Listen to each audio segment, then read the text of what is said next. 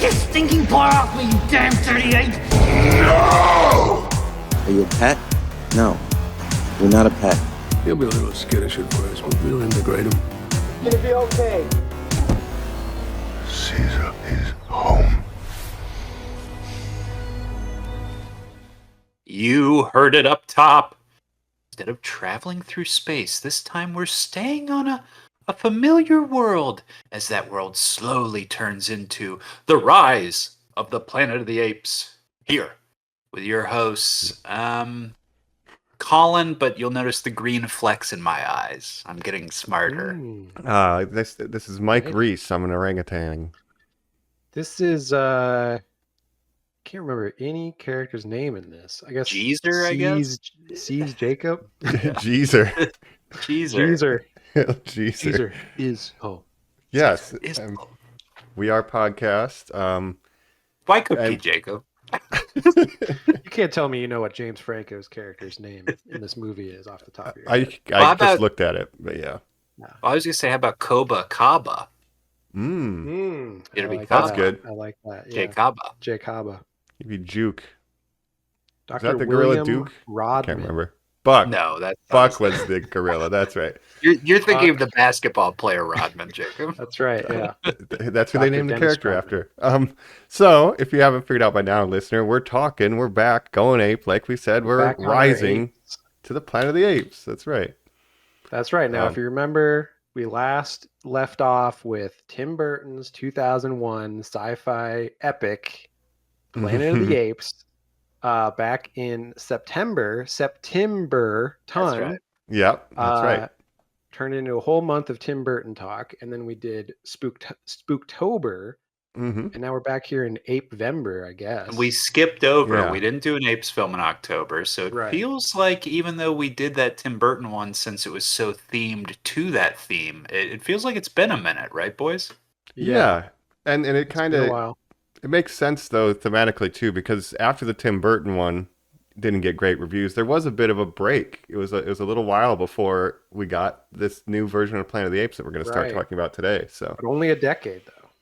Right. I guess that is a long time. But, 2001 was Planet of the Apes. 2011, Rise of the Planet of the Apes, kicking off a new universe that there now have been 4 movies, including just this current year, 2024, Kingdom of the Planet of the Apes, of course. Yep. Which we'll be talking about in 3 months. Yeah. In the new year. Exactly. Right. A year of apes. Yep. But this is kind of also like a turning point for the series, going away for the first time from practical effects to CG. We have Weta Digital is in charge now, coming off of Lord of the Rings with Gollum. Andy Serkis is very heavily involved in these first 3. Yes. So we got some interesting pedigree as these still being special effects type films. It's just a different generation now. So, yeah. And although it's not this film in particular, we all 3 of us, after that last record where we did The Penguin, our last episode, mutually said to each other, how did we go from one Matt Reeves franchise to what's about to be another and not mention that? So there we did it, listeners. Relax. Yes. We're keeping it all on theme. Not yet. Because this one is, of course, directed by... Wow, Rupert Wyatt. Rupert Wyatt, of course. Wow. Yes, I had to look up what he'd done. Yes. As I saw the screens light up both your eyes after you said that, Jacob, frantically both of you searching. What Rupert has he Wyatt. done? And this might be one of his better movies, right? Because, I mean, reading what else he's done, seems like he hasn't certainly successful, but I have not seen the Huntsman series with Snow White, and I like that Ghost in the Shell. Mike, I feel like you probably hate it as much as you hate the Death Note. Not as bad as Death Note. I get it's fine. I like the style of it. Sure. I haven't seen it. I never saw it, but I love the original Ghost in the Shell so much that I feel like I could never, like, it would just tarnish it. So I'm just not going to watch it. It's got a good aesthetic. Yeah. You know, if you don't mind ScarJo. Of course you love it, Mike. But the Asian whitewashing was sort of a big damper on the fun. The explanation of it, too, is kind of rough. You're like, oh, geez. But The anyway, weirdest thing about Rupert Wyatt now is, of course, he was the director who had an affair with Kristen Stewart back when I guess she Right. was interested in people like him. Well, it Yeah, was back when I think she was dating Robert Pattinson at the time right. and had an affair with this director, Rupert Wyatt, during the filming of The Huntsman, and that broke up their relationship. So it all circles Yeah. back to wow, Pattinson, I the guess. Matt Reeves verse, Rupert Wyatt verse, Kirsten Stewart thing is pretty crazy when you think about it. Uh, Yeah. the ties run deep. But with this one, like, had you guys? I mean, I assume we've all seen this before, right? You watch it frequently. Like, I don't really rewatch these as much as I watch the old ones. I kind of only seen each of these one time each up to this point, maybe. Yeah, I kind of feel like I'm in the same boat. I was super excited when they came out. They came out when Jake and I were in college, going to college together. I had a girlfriend at the time who very famously watched the trailer with me when we were at a different movie and turned to me with the biggest, cheesiest smile she ever had and said, "I can't wait for Mean Monkeys," which is what we sort of Right. affectionately started Mm-hmm. to call this franchise. That was the birth of Mean Monkeys, which is Yeah, what we call it now. Right, the Mean And those Monkeys. monkeys are kind of mean, but you know what? They kind of had a right to be mean, if you ask me. that's very true. That's fair. That's fair. Um, But for me, yeah, I don't know if I've seen this too many times since it came out. I do remember seeing it when it came out and really liking it and being like, wow, they made a good remake origin story kind of Planet of the Apes. I was kind of blown away that it was actually as good as it was. And maybe some of the later movies will be better, but I thought this was a really good start for this universe. Also important to point out that Jake and I had not seen the original films when we had seen this movie. That's right. I'd correct. only So see the Tim Burton one, really. yes, exactly the same. But so, Mike, I'm curious to hear what your history with is, and obviously you had seen those films. Yeah, yeah. I grew up on all the 70s ones, watched a Tim Burton one. The best part about that was the behind the scenes, which they got the same ape movement coach for this movie as the Tim Burton one, funnily enough. So when you get this Sure. kind of motion capture stuff, it's the same guy from the Tim Burton one. But I I liked these. I didn't see War until this year. Like I like this one fair enough, but I was still like I like the practical effects. I miss Roddy McDowell. It wasn't quite Mhm. there, but I think on rewatching it, I've learned to appreciate it more. So I'm looking forward to rewatching the rest of them in this trilogy. And I did like Kingdom, which came out this year, which we'll get to that in next year. But I'm excited to Yeah, we have rewatch these Rise. with bright This one is eyes. Rise. The next one is Dawn of the Planet of the Apes, which is a little confusing because Rise and Dawn kind Mhm. of sound very similar. Like the Hmm. second movie should not be called Dawn, but and then we have War of the Planet of the Apes, and then Kingdom of the Planet of the Apes. Hmm. Yeah, and so many jokes have been made that those first two films you just listed, Jacob, are in the wrong order, Dawn and Rise. I would agree with that. I think Yeah, the more egregious issue and what really got these films made fun of when they were coming out, the originals just being Planet of the Apes. That's just a phrase. The double of the rise of the Planet of the Apes is so brutal. It's such a Yeah, well, that started horrible with the naming originals too. convention. yeah, But no, We that's had just Battle of beneath the the Planet of Planet of the the Apes, Apes. But it's not the of the. That's what Battle for the Planet of the Apes, it does yeah. get a little still Conquest escape from Conquest of the Planet of the Apes, right?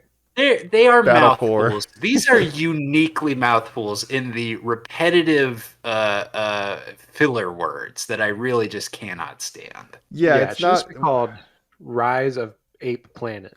Well, I was comparing it to like the Batman titles, like what's Apes Begins, and then you have Yeah, Apes Rises, and then I don't know whatever. what they No, all but it those needs that everything you guys Planet of just the said are Apes terrible as well. Yes, I know. for the brand recognition.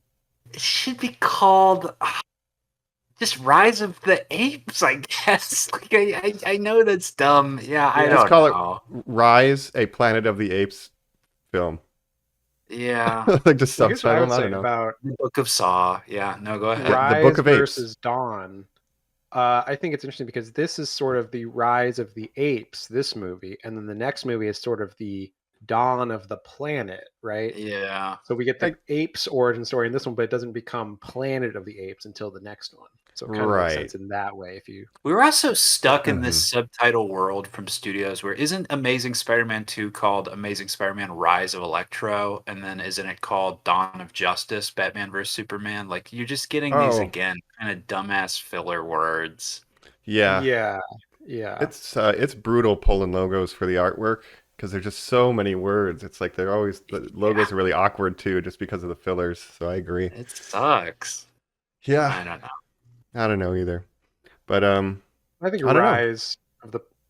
Rise of the Planet of the Apes, fitting name for this movie because it is an origin story, of course, Hmm. but a origin story of how the apes got smart, basically, and how this illness sort of started to affect humanity. A pandemic, you might say. You're right. Hmm. It should be called Rise of the Intelligence of the Planet of the Apes. Yeah, should Rise be of the the rise Intelligence. of the smart monkeys. There we go.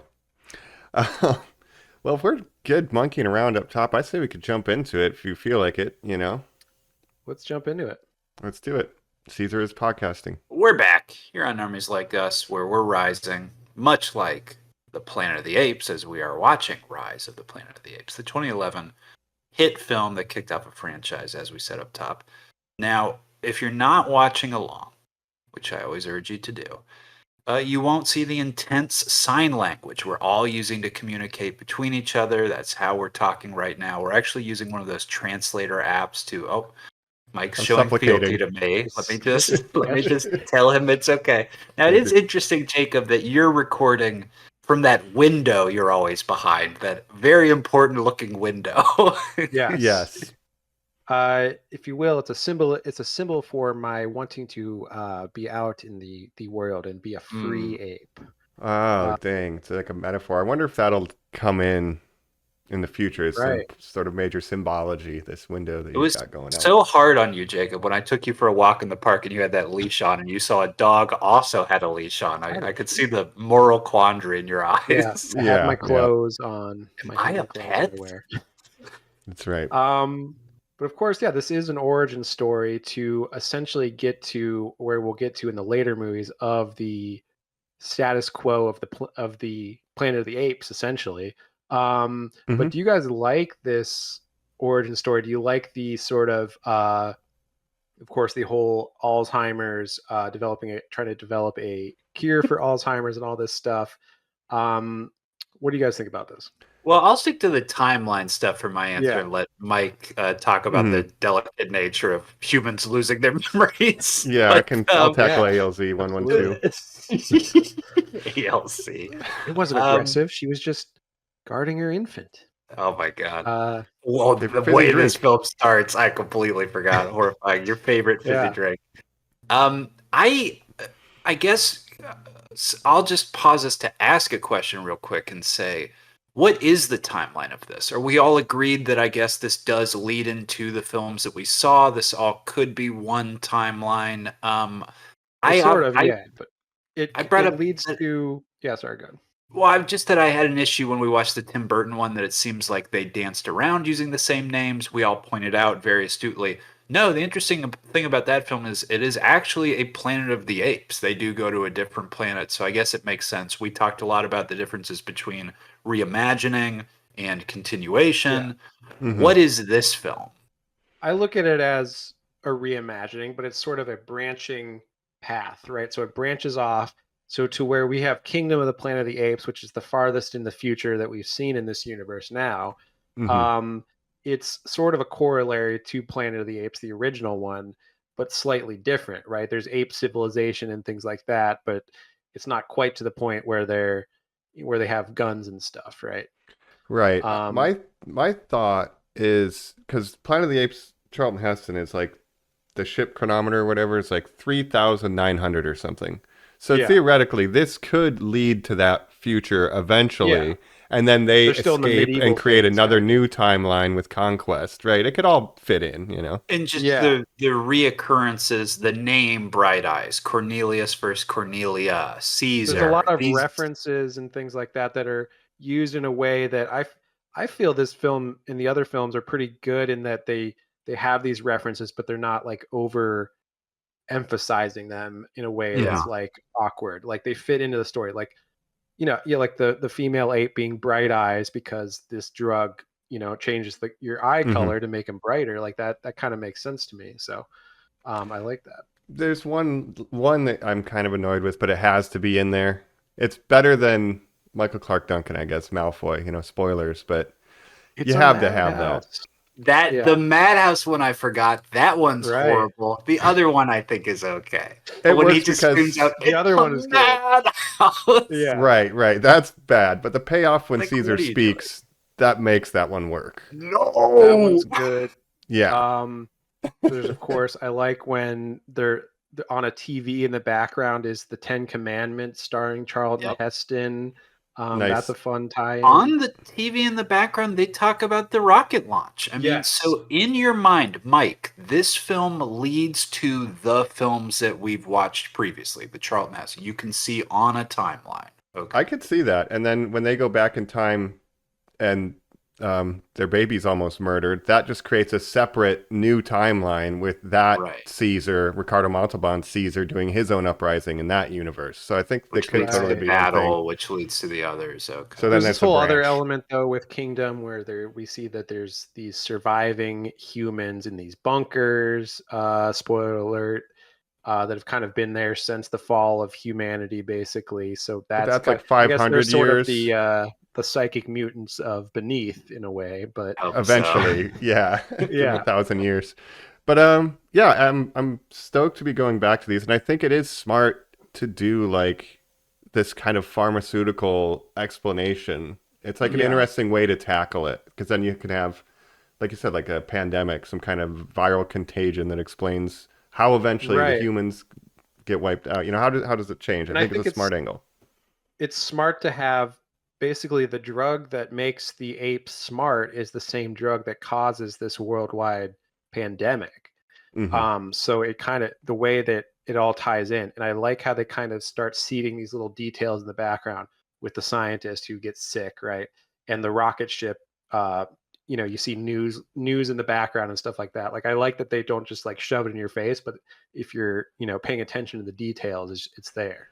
Yeah, the only thing that's a bit egregious is maybe, I'm a pilot, I have to get to the airport and get on an airplane. Are you crazy? And then that guy gets sick. It's that like, was funny. Yeah, that was a little strange. And I smart. personally, I like the origin story of it all. I like that. We'll talk about James Franco, of course, but I like that this main character is this ape scientist, or trying to, of course, find a cure for Alzheimer's. We find that he has a personal connection because his dad has Alzheimer's, which gives him the motive to like rush these Human experiments trials and and everything, stuff. human trials. And I just really like this connection between James Franco's character and John Lithgow's character, which I'll get into a little bit more. But what do you guys think about using the Alzheimer's as a plot point?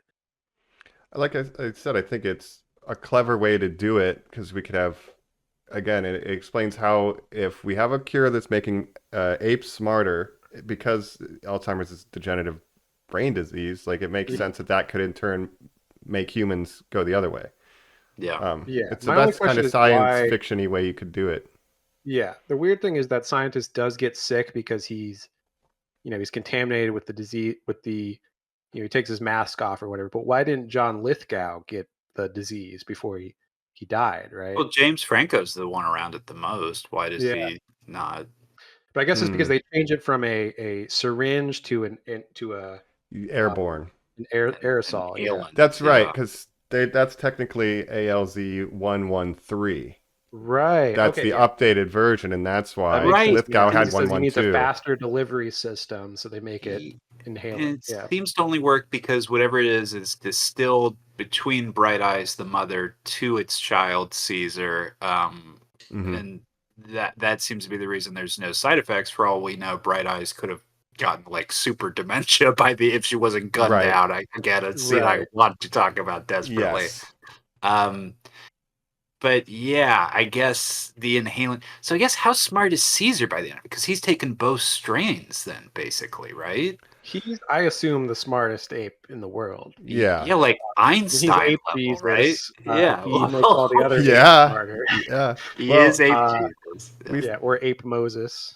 there we go. There, Ape Moses. When he's doing the logs, James Franco's doing like, oh, Caesar's getting really smart throughout the years. He's like, he's way smarter than his counterparts, human counterparts. So Yeah. he's like, Well, he's when he's 2 years old, he's smarter than a human 2-year-old, which is like Yeah. yeah, so. If he's an adult, when he's an adult ape, he's smarter than an adult human, basically. probably. Seems like That's it. a Could be. scary thought. I don't To like it. I say don't the think apes least. should be that smart. My whole thing on the Alzheimer's, and I love it. It seems like Alzheimer's stories, I don't know if it's more prevalent in society, but are Mm, extremely popular. We talked about Penguin last week that has a Lewy body right. dementia Right. angle. Um, this isn't well written Alzheimer's in that it has a performance where John Lithgow says, "Where are my keys?" and the most boring actor on the planet says back, "But Dad, you don't drive now." I know that. And then he Mm-hmm. basically gives a look and a stare that's like Yeah. Yeah. he's told like 15 people he knows have been killed. It's quite comically insane. I And then the line we did say off pod that I'll never get over, "I'm not sick anymore." It's Yeah. a Yeah, but that's when he very wakes up. He's been miraculously cured by this what a ALZ-112. childlike view. If you woke I'm not up the sick next anymore. day and you learned for the last 3 years you've been acting like a baby essentially and you have no memory of Yeah. it, your words would not be, "I'm not sick anymore." It would be like, Yeah. "My life, what has happened? This is horrible." Yeah.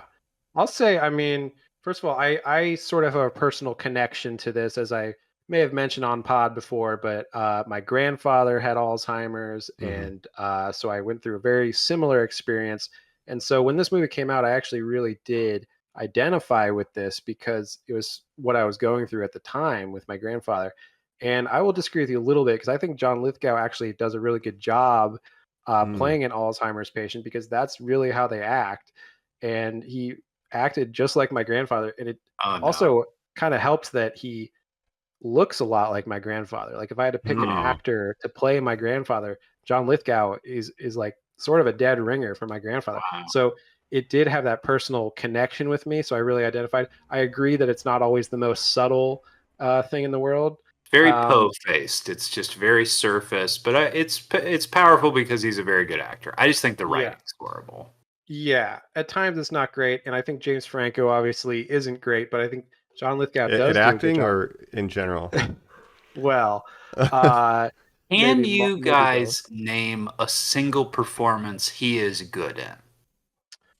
Uh, Pineapple Express. It's arguably Maybe. maybe the top one, and that's him just being Yeah, himself. Obviously, Freaks and Geeks is like literally the exact same performance almost. Yeah. I mean, yeah. what's the one where he goes to North Korea? Oh, Oh, the yeah, interview. Chip that one's Skylark, good. Chip, maybe? there's no way his name is Chip It's Skylark. Chip It's Skylark in that incredible. movie, yeah.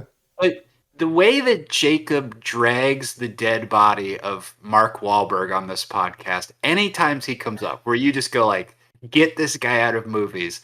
It is fascinating how many boring white guys we have had to put up with over the years, and these two might be top of the heap, right? Hmm. Oh man, in the At the Apes, same I would time, kill for a Brent right about now.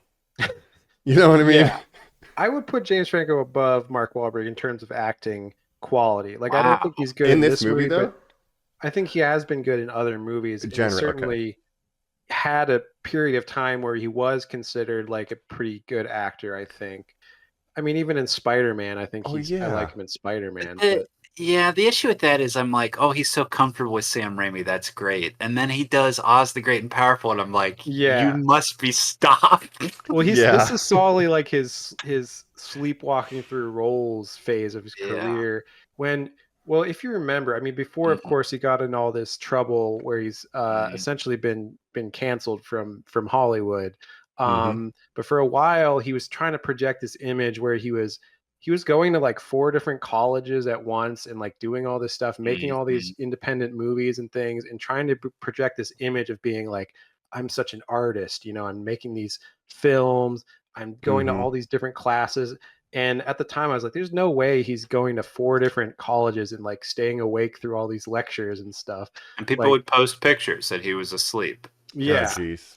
He it was would obviously he would, for like PR, but but what why? I guess. Yeah. What Because- switch flips in you where you say like, I only direct William Faulkner adaptations and I do 2 a year, and you're like, yeah. Like, I don't know what? if you've seen his filmography, you may not realize how many movies James Franco has made that you've never heard of that aren't good. Oh, I've seen He's zero. directed films, dude. so I've- many I've movies. seen a lot of his Oh films. yeah, he did Yeah. start directing. Like an Not seen any of insane them. amount. Like, obviously the one that I know is The Disaster Artist, which Oh, is right. the Tommy Wiseau, The Room movie. His last Hollywood film. He got canceled during the press tour of that movie. Wow, yeah. And that movie's fine, but he's made so many, like you said, Faulkner adaptations and all these movies that you've never heard of, just to You appear got as this like the stoner Oxford- guy. He's like, well, no, Yeah, actually, I'm like a Um, genius. And if you ask the young college girls I mentor, you're like, whoa, hold Yeah. on, what's that part? Yeah. yeah. Obviously, he got in trouble for, having private acting lessons or something in his hotel room. I don't know all the details, but I can't assume that it's good. It's Several sexual misconduct allegations Yes, and yes. settlements been made, and unfortunately. Seth Rogen, to his credit, has said like, I'll probably never work with him again. Like, we used to be I'm not like, friends. close friends. We don't talk anymore. He's Right. completely like severed his relationship, which you got to give it to him, because a lot of people in Hollywood would not do that even after all this came out. So Right. And that they were kind of like Will Ferrell and John C. Reilly 2.0, Yeah, like they made a with bunch of Pineapple movies Express together. and the Yeah. interview. Yep. So, but definitely he's sleepwalking through this one for sure. yeah, but I think it was all a rejection of this because he got labeled as sort of a pretty boy, leading man type actor, and he's like, no, I actually have a lot of layers that you don't understand. So I'm going to make all these movies and stuff, and write short stories and all this stuff. And It just Right. came off as very fake Pretentious. sounding to me. Yeah, Yeah. Pretentious is the right word. I'll appear as smart as possible, and then I will be the lead in movies where people want me to be the lead, like Oz the Great and Powerful, like this film as well. I will not put in any effort. reject it. Yes, I will. Yeah. I will Yeah. not try at all. I will host the Academy Awards with You're Anne right. I was about to Hathaway. say, do you guys remember when he hosted the Oscars? Maybe He the got most banned disastrous for it. reviews of all because it seemed like he was time. on Valium the whole time. And she seemed like she was on speed. Yeah. It was a Oh, man. dangerous cocktail. Oh, who was Um, that? The actress that hosted with him, Anne Was it, Hathaway. Anne Hathaway, right? Mhm. And then Um, when I can laugh at myself, I will star in comedies with my best friends where it's only the premise is, can you believe who I used to be? I'll do that end of the world movie. Oh, this is the end right, or whatever. This is the This end. is the end, and we'll make fun of the fact that I was in Fly Boys. We'll make fun of the fact that I was Right. Green Goblin Jr. We'll poke fun He's at people essentially wanting playing, Pineapple Express too. Yeah. Yeah, Mhm. and this is then he's playing sort of an elevated, accentuated version of himself, where he's like this Yeah. pretentious Hollywood guy, and Jay Baruchel, one of the main characters, like doesn't like James Franco in this movie, which maybe is more based on real life than we knew. Yeah. No, it's weird. And the other weird thing about it is that he has a brother, Dave Franco, who seems like Oh a my totally God. Who is normal artsy? guy. And how is it that I've completely almost disassociated them from each other? I give Dave Franco none Right. of the fallout of this young man. That's so wild. He's catching no strays from me at this point. Dave, Yeah, he's just hanging out, being married to Allison Brie, and Yeah. seems like a good guy. But he's got. What are those dinners like? oh man. I don't Yeah. know. I don't know what the relationship is like now. I don't know anything. He probably doesn't talk about him to the press or anything. But Yeah. But who yeah. knows? I'm sure he'll get hit. James Franco will get rehabilitated in a few years. He's a through white Hollywood, guy. as He deserves seems it. to happen. Right. Oh my gosh. Yeah. He's been through so much. But But yeah, in you this know, movie, he's definitely not trying that hard. Basically, sleepwalking through the role. not that he has to do that much because there's not that much to this role, but Right. Right. Yeah. Well, in the second act, kind of, it gets handed off to where it becomes Caesar's movie, and now James Franco's more co-starring, doing the B plot. The beginning of Caesar's youth and upbringing, that's like the first act, but then after that, it does kind Yeah. of switch, and that's when the movie starts to really hit, is when we get away from Well, the I'll human say characters as a focus. I really like the first like 20 minutes of this movie where it's setting up this relationship with Caesar to James Franco. I wish that Franco was acting better, but I like the setup of it all. And to me, like, obviously, yeah, this is Caesar's movie. And to see him from being a child and growing up, like, you see everything that he goes through, and it's kind of sad, like his life. Like, he doesn't understand what he is because he's not really an ape. He's not quite a human, but he's somewhere in between. He's like, what am I? He's like, has this identity crisis. He's like self-aware, yeah, and you need that because we never got that in between Escape from a Conquest. It was just he's a baby chimp, and then now it's 18 years later, and this is the status quo for apes, where they're like being used as slave labor, right? That's kind of how. Yeah. So we never saw that upbringing part of Right. Caesar's arc. So I like that we do And that. I in do this like, movie. yeah, and I like the family dynamic with John Lithgow, where he gets like a little baby ape to be his like That'll be good Alzheimer's for him. pet. Oh yeah, and Is then it the good for him to have a monkey? What are you right. talking Well, about? Sure, yeah. Georgie's home or whatever. No, thank you. But well, I'm saying the Yeah, go in-home nurse, I like. She's like, oh, he's quoting Shakespeare again, and then when he sees Caesar, and Caesar said, Neil, or whatever, like he kind of names him. Yeah. No, I miss pointing at the Bible. True. And this whole thing with John Lithgow being a musician, playing the piano and everything. And it is sad. I mean, Alzheimer's is such a sad hmm thing to have in a movie because it is like the worst thing that can happen to a person, I would argue, because it affects your brain, right? It affects Right. your memory, your identity, like everything that we think of as ourselves is in our brain. Like the rest of the body is just like a vehicle for our brain. So if you're Right. losing your brain, you're losing what makes yourself you, and you basically just become like nothing. Like you can't remember your loved ones, you can't remember anything, and by Right. the end of it, it's really horrible to watch. So Yeah. yeah. Functionally too, it's kind of like a mirror of one, like Caesar becoming self-aware and gaining identity, and then another character losing identity. It's like putting those two Right. things against each other. It's pretty smart. We Sometimes know the dialogue's bad, ultimate but payoff is that humans as a society will lose themselves and become savage. Like that's become where this is feral. all headed. I mean, that's That's horrifying. so true. Yeah. hmm Something that I thought was yeah. interesting though, I was reading recently, speaking of Alzheimer's, that Hmm. in China they're developing this surgical method of treating Alzheimer's that's had like a lot of positive results lately. Okay, I was just reading this the other day, so it's Hmm. kind of funny that we watched this movie, but Right. They yeah, they're give doing you something with more surgery. brains. They just put Yeah. more brains in there. Mhm. Yeah.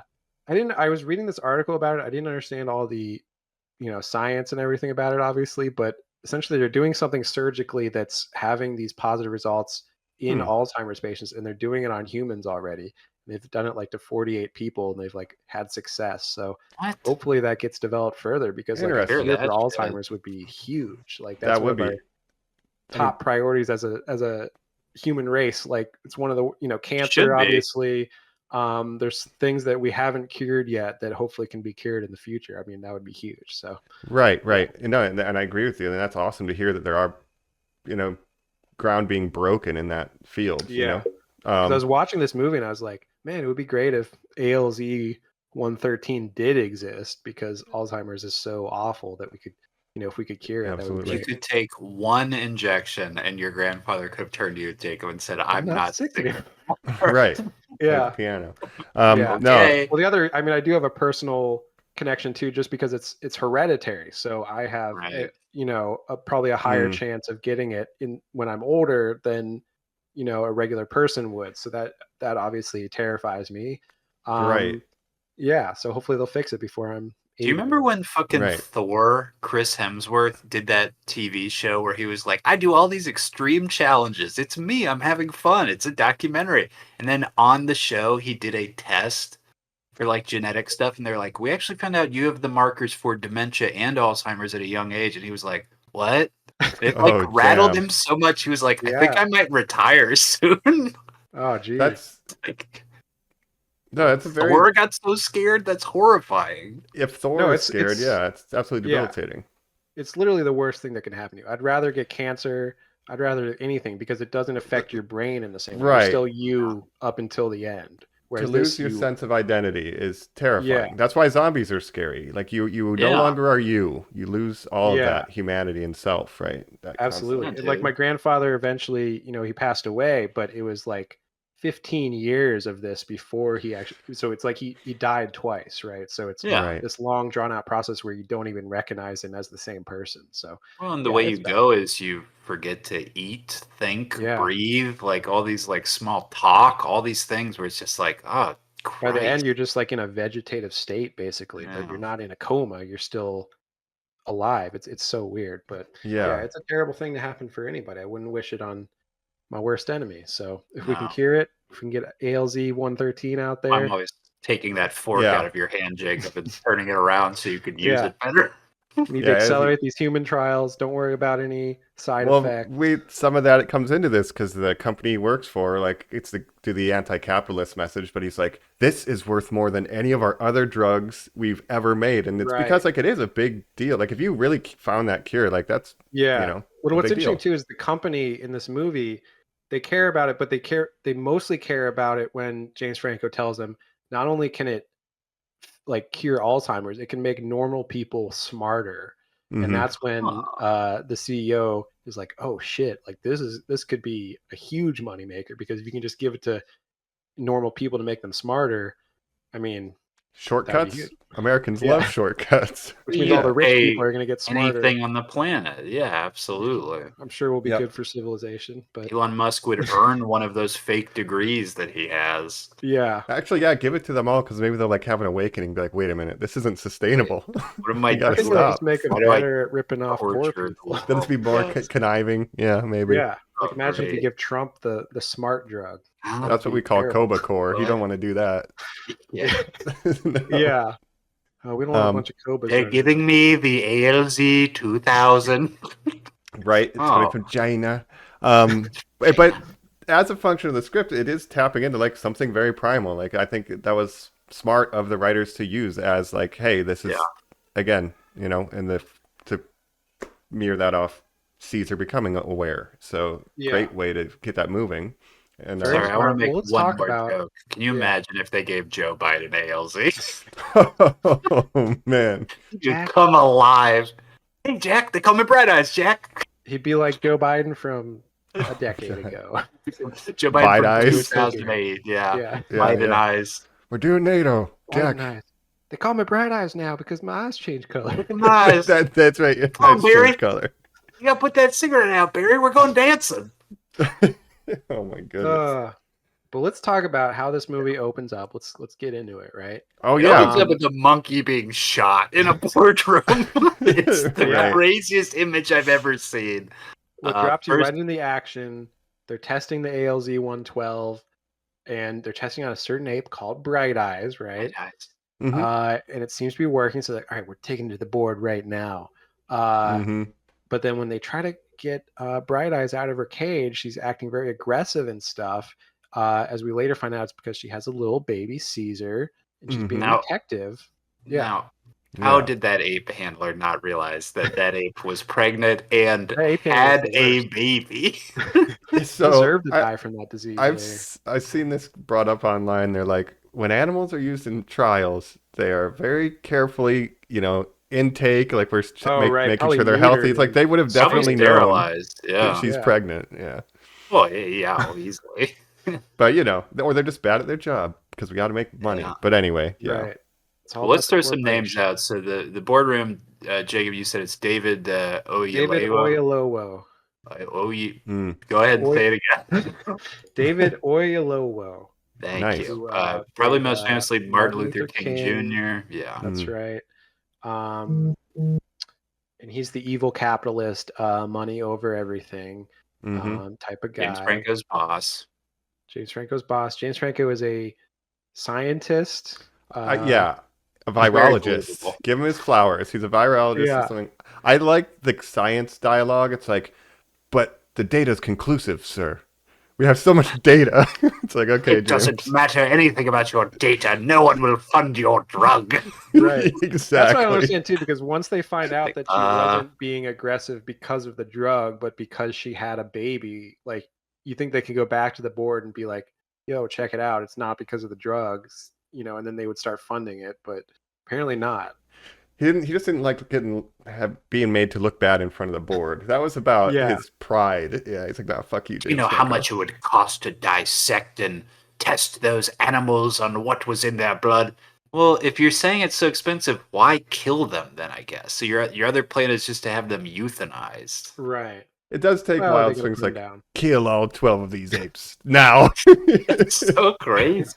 It's a Yeah, big we can't reaction. risk that they're aggressive, even though we found out that she wasn't aggressive because of the Someone side just effects saw of the drug. 28 days later, and it's like, no, we're not. And they're all risking doing it. like sign language and painting and stuff, and he's like, They're a menace. Yeah. Yeah, Yeah, I think they're that's kind a of little extreme. this movie kind of underestimates like how big of a breakthrough this would be if you had monkeys solving this tower "Oh my god!" riddle thing. You'd be like, these Well- apes are smarter than any apes that we've ever 15 moves. Frida, Yeah. Frida Pinto, who was for a brief time in the 2010s an actress in movies, she apparently no longer is, but is the female lead wondering of this film. Yeah. Oh yeah. Maybe has the only normal reaction to later when she is stitching up Caesar and sees him do sign language. She's like, "What the fuck?"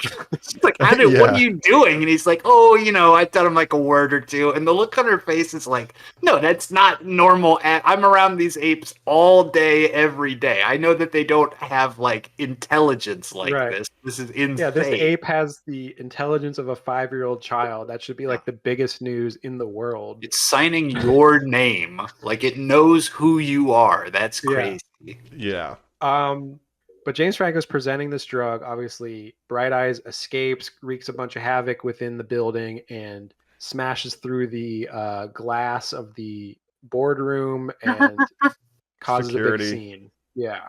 Shoots her dead. And security shoots her, which is really sad. Like they didn't even try to tranquilize her or anything. They just shot her. She gets Yep. lit up. She takes like 5 bullets to the chest. Like it's like RoboCop style. It is so Yeah. gory. It's pretty crazy. But then So of course, yeah, with they order killing all to the apes, put the down guy's the like, rest of the apes. Mhm. Yeah.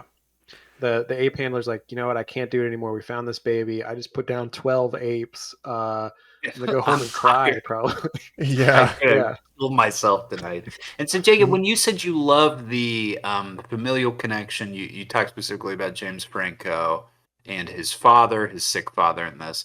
I gotta say, what really worked for me and what I think was very clever, which is interesting because we didn't like it in the Tim Burton one, because you called him an ape scientist earlier. He's not, as we clarified, he's a virologist. Right. He's an Who's Alzheimer's working with scientist. test apes, and Taylor Labine is the monkey trainer, right? Or Yes. the ape trainer, The or whatever. ape trainer. James Franco has no connection to these apes. So he says when presented with "take this one home to you," well, no, that's company property. I can't take care of that.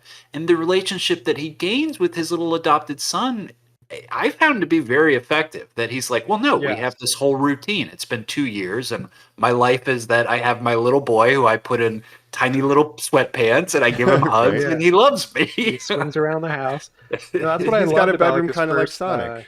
Yeah, in the he attic. does. He is a little Sonic the Hedgehog. His Yeah, first 20, 30 minutes is setting up this whole story, this relationship. We see Caesar as a baby. It cuts to 3 years later, and I love how they do this when he's swinging around. Well, later when he's in the redwoods and he's swinging, hmm which we'll talk about. That's such a great scene.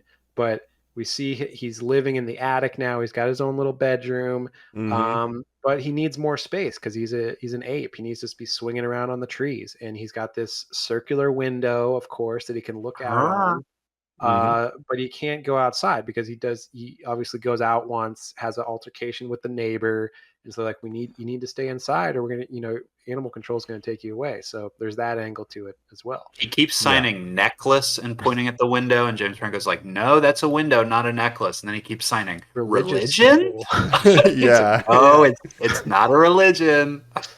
Ape Jesus. He keeps signing Ape Me, Jesus. Jesus, ape, Yeah. me. Jesus. But I love No, the not like you, family Caesar. dynamic that they have with John Yeah. Lithgow and everything. Like that's so well done. He gets cut at one point, so yeah, James Franco has to take him into the zoo in a little stroller to get patched up by ape scientist Frida Pinto, right? Mm-hmm. And fortunately for James Franco, he gets like the most attractive ape Yeah. scientist at the zoo, probably. And he Ape does Doc the Millionaire. worst version of the game that I've ever seen, which is, oh, you know, my little ape friend here He's says saying, you and I should go on a date, Oh. which is like, if yeah. I was her, I'd be like, you fucking creep. Did you hurt your ape and bring him in here to like set this up with me, you fucking Oh, Well, it's man. that classic thing of like if you have a dog going to the beach and like trying to get a date Yeah. with using the dog or something. But Oh, it's a he much likes like, you. Yeah. Right? yeah. Must be going But Frida around. Pinto, like you said, Colin, at one point was acting in movies. Slumdog Millionaire was her big Yeah. English language breakthrough. Yep. This was kind of her like to me her shot at like being in these mainstream movies. Is she a I don't know movie what. star? No, was the answer. Well, it's unfortunate for her because I don't think she's bad. It's just her part in No. this is so like she has nothing to do. Like Her she's just the character love is interest to James Franco. Girlfriend. Yeah. Yeah. Like she doesn't get anything. Like Well, nothing. God Like bless David Oyaleo's role is mean boss. I mean, Yeah, again, the writing evil CEO. across the board. Scientist. And I'll say to you guys, actually, I had the thought while I was doing this rewatch because, like you, Mike, I saw this in theaters. I maybe saw it once on FX, maybe half of it, but rewatching it this time, it had been so long. There's really not a lot of meat on the bones of this movie in general, in that it's kind of broken up into the three acts of Caesar's a baby, Caesar grows up and gets taken away, Caesar causes a revolution. And you can Yeah. kind of don't have to really pay attention to the beats of how that all That's plays a out. lot You of- can kind of be on But- your phone this whole May movie, I I'd argue. may I counter? I agree, like Yeah. it's kind of straightforward, but I think I kept finding myself forgetting that we're talking about Caesar and stuff, like that's Andy Serkis playing a nonverbal ape, and the emotions and the storytelling just through his physicality of how sad he is when they incredible. leave. Like that's the backbone of this is Andy Serkis. I think I think I might like this movie a little more than you, Colin. I think it's a lot of plot to get through, but I think it's pretty economical in the way that it kind of moves from beat to beat. And it doesn't feel rushed to me too much, but it is having to get through a lot, right? Which is why it's simple. Like we're clowning on it, but that's why it's like bad boss. Okay, like I think it's effective move. as an origin story and effective at setting up. And really, like you said, the meat of the movie is once he gets to this ape sanctuary, basically, and what happens after that. So all the lead up to that is just like getting to that point. But also, I wanted to mention about Frida Pinto, right? To go back to her for a second. You're saying what's she doing now? Well, I looked on Wikipedia because I had the same question. I was like, what is she doing now? And the one thing I saw that did kind of make me laugh, this is going to maybe blow you guys' mind. She played Usha Vance, wife of J.D. Vance, our soon-to-be vice president in the movie Hillbilly Elegy. Because the way that book, I mean, it's just a full-on autobiography. Is that it's based on the book that he wrote. And, it's about him growing up in Middletown, Ohio. Who plays J.D. Vance, Jacob? Not a named actor. Okay, that's good. Like a kid, like a teen actor. Usha, no. Obviously, Amy Adams, his mom. Glenn Close is his grandma in that movie. I've never seen it. Well, Ron Howard. Oh man. We were born in Middletown, Ohio. Yo.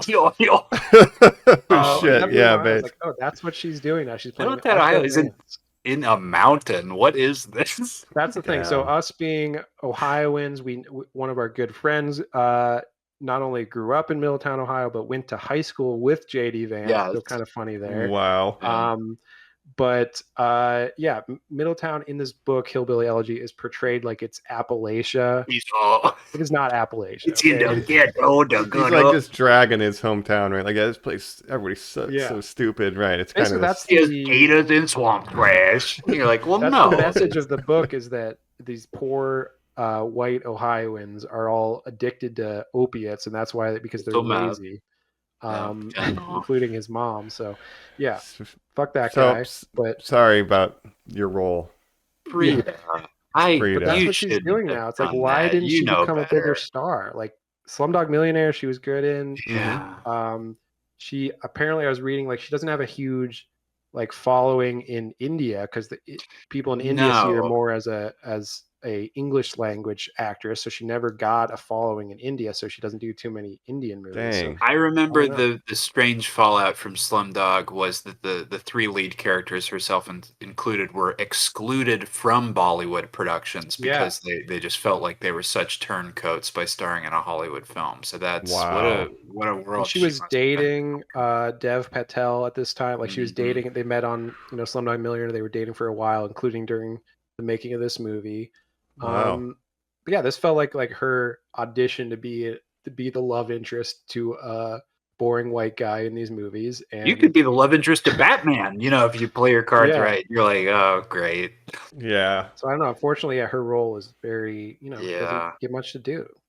You think as an Yeah. ape scientist, she would have more to do, but she really is just there to she's just there. She's not doing much. She has one scene when she finds out that he'd been like giving the drug to his dad illegally and like housing a smart ape. She's like, "What are you doing, James Franco? This is highly illegal." Like she has that one Right. scene where she's like, "Bro, you can't." And then he just kind of is like, "Eh?" And then that's Where it. does that leave Caesar? Between the world of humans and super brain. You're like, I don't know. Okay. I don't know, Frida. I don't think it's going to work. Yeah. Yeah. So essentially, yeah, James Franco, he realizes like, oh, this drug, first of all, it's hereditary, so it's passed on to Caesar. He starts smuggling the drug out of the where he works to give to his dad illegally, obviously, and doing experiments, and it's so successful on his dad that he's like, we gotta keep working on it, right? But then of course there's a setback where he's like, oh no, the antibodies are attacking it now. It came back with a vengeance, he says. Oh yeah. I'm having Alzheimer's attacks.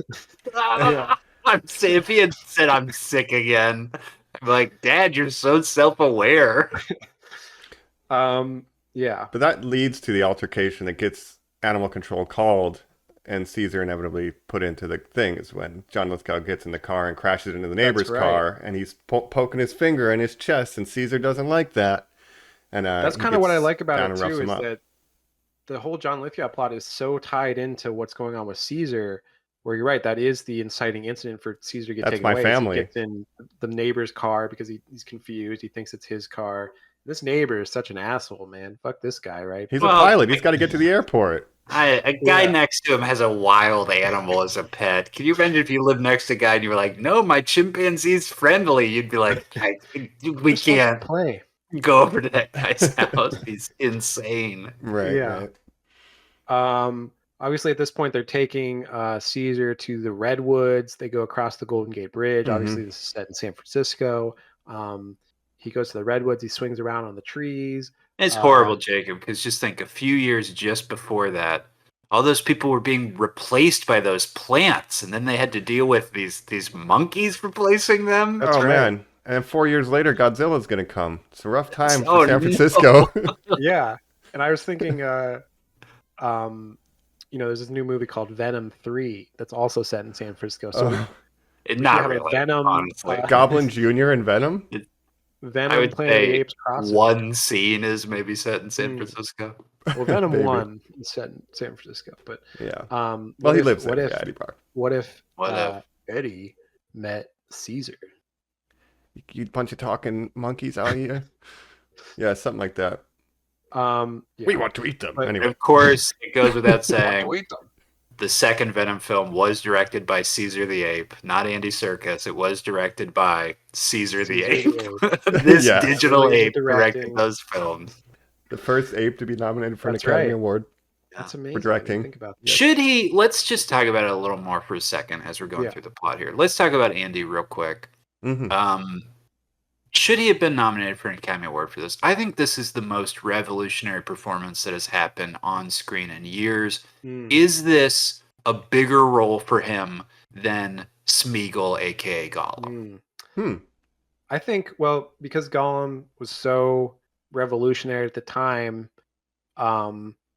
That maybe Gollum is a little more important, but I also think he's, good in this as well. But I feel like the Gollum thing was just so like mind blowing when it happened, right? Right. Well, because there's like a lineage. Like I said, we have Lord of the Rings where he does Smeagol and Gollum. And then as a reward, Peter Jackson says, I'm going to make my own King Kong. And the studio lets him. And we get him mocapping Right. King Kong. So he's done an ape before. And now with Caesar, and the technology's gotten so much better since Lord of the Rings. And I do think his performance is what carries the entire like second and third acts of this movie, because he's not speaking, he's just emoting, and he's getting so Yeah. much out of this character without even Yeah. saying words. I think that's maybe his best work.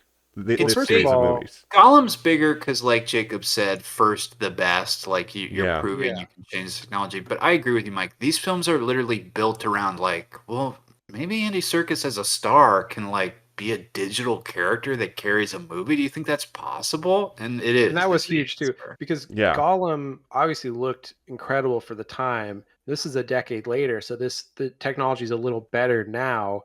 And Gollum, of course, Gollum still holds up, but you can still tell like, oh, this was like made in 2001.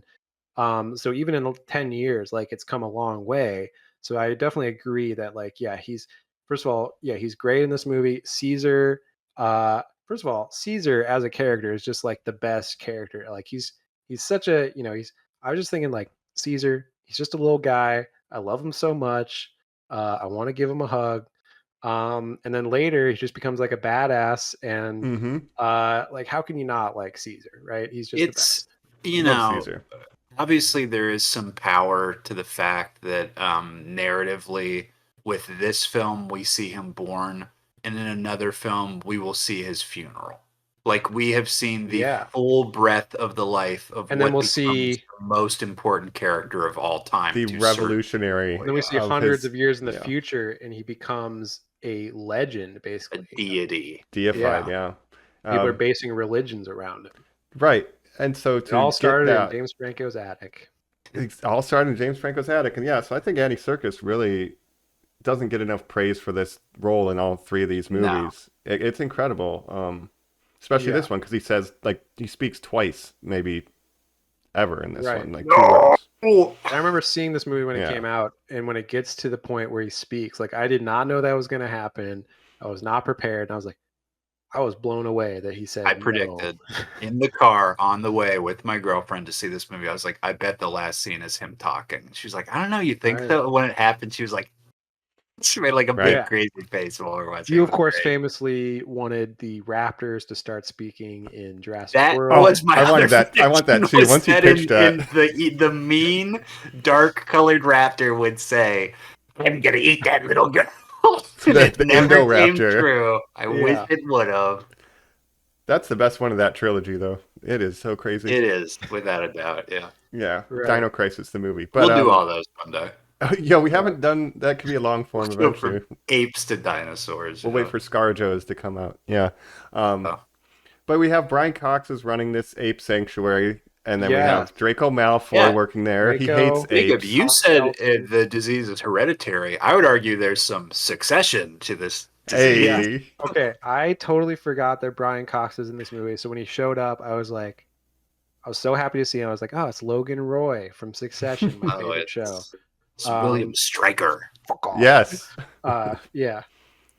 So Brian Cox is like the bad animal sanctuary owner guy, and then Tom Felton, Draco Malfoy, is his son, who also takes care of the animals.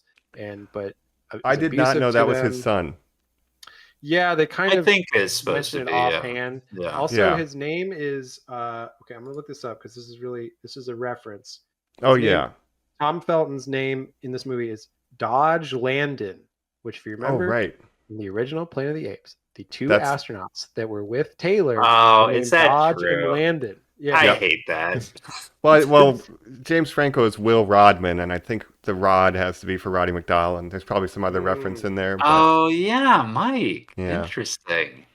but so hopefully that wasn't a quiz question. Dodge it wasn't. Landon. But I like that connection. But yeah, because I wondered why. Like, he really hates these apes. Why does he work here? But if it's like his dad is like, Right. then that makes sense. Because I'm like, well, he really His hates dad his job. seems like he's bad to the apes too, or at least just like a very He's like indifferent immoral. bureaucracy. Yeah, He's like, I can't. he's willing Nothing to I take can money do. to let the ape go with James Franco and stuff. But Yeah. his son is just actively abusing the apes and being a real Draco Malfoy about it all, right? This was a big deal. This was his Caesar. first role outside of the Harry Potter franchise, I believe. Speaking Yeah. English, American English, you know. Yeah. Playing a villain, playing a very Draco-esque character where he's just Draconian. there to be an Yeah, asshole. bratty son. Yeah. If I was his agent, I'd be like, no, we're not doing this. But he's perfectly fine in it. Obviously, a guy who hasn't gone on to do a ton of big roles. He was in a season of The Flash that Jake and I watched, That's but right. not very successfully. No, unfortunately, he's kind of become a joke online where people say like, "Oh, he's like the one actor from Harry Potter that like can't let it go. Like he'll just bring it up at any time." Like I was Draco Malfoy. I don't know if you guys remember this. Okay. He wrote a Can't move on. memoir called like Raised by the Wand or something like that. And you're like, you wrote a memoir? How? You're my age. You can't write a memoir yet. Wow. Yeah. And obviously Incredible. the main three have all gone on to do a bunch of other stuff and kind of put that behind them, especially Daniel Radcliffe and everything. But he's still holding on. He's like, maybe I can play a teacher in the new HBO show that they're gonna make or whatever. But wow, I'll be the new Snape. Yeah. Yeah. Oh but wow, that I don't know would if he be said wild. that. But I'll I play bet Lucian. that went through his mind. He's Daddy Malfoy, maybe. Yeah. Okay. Wow.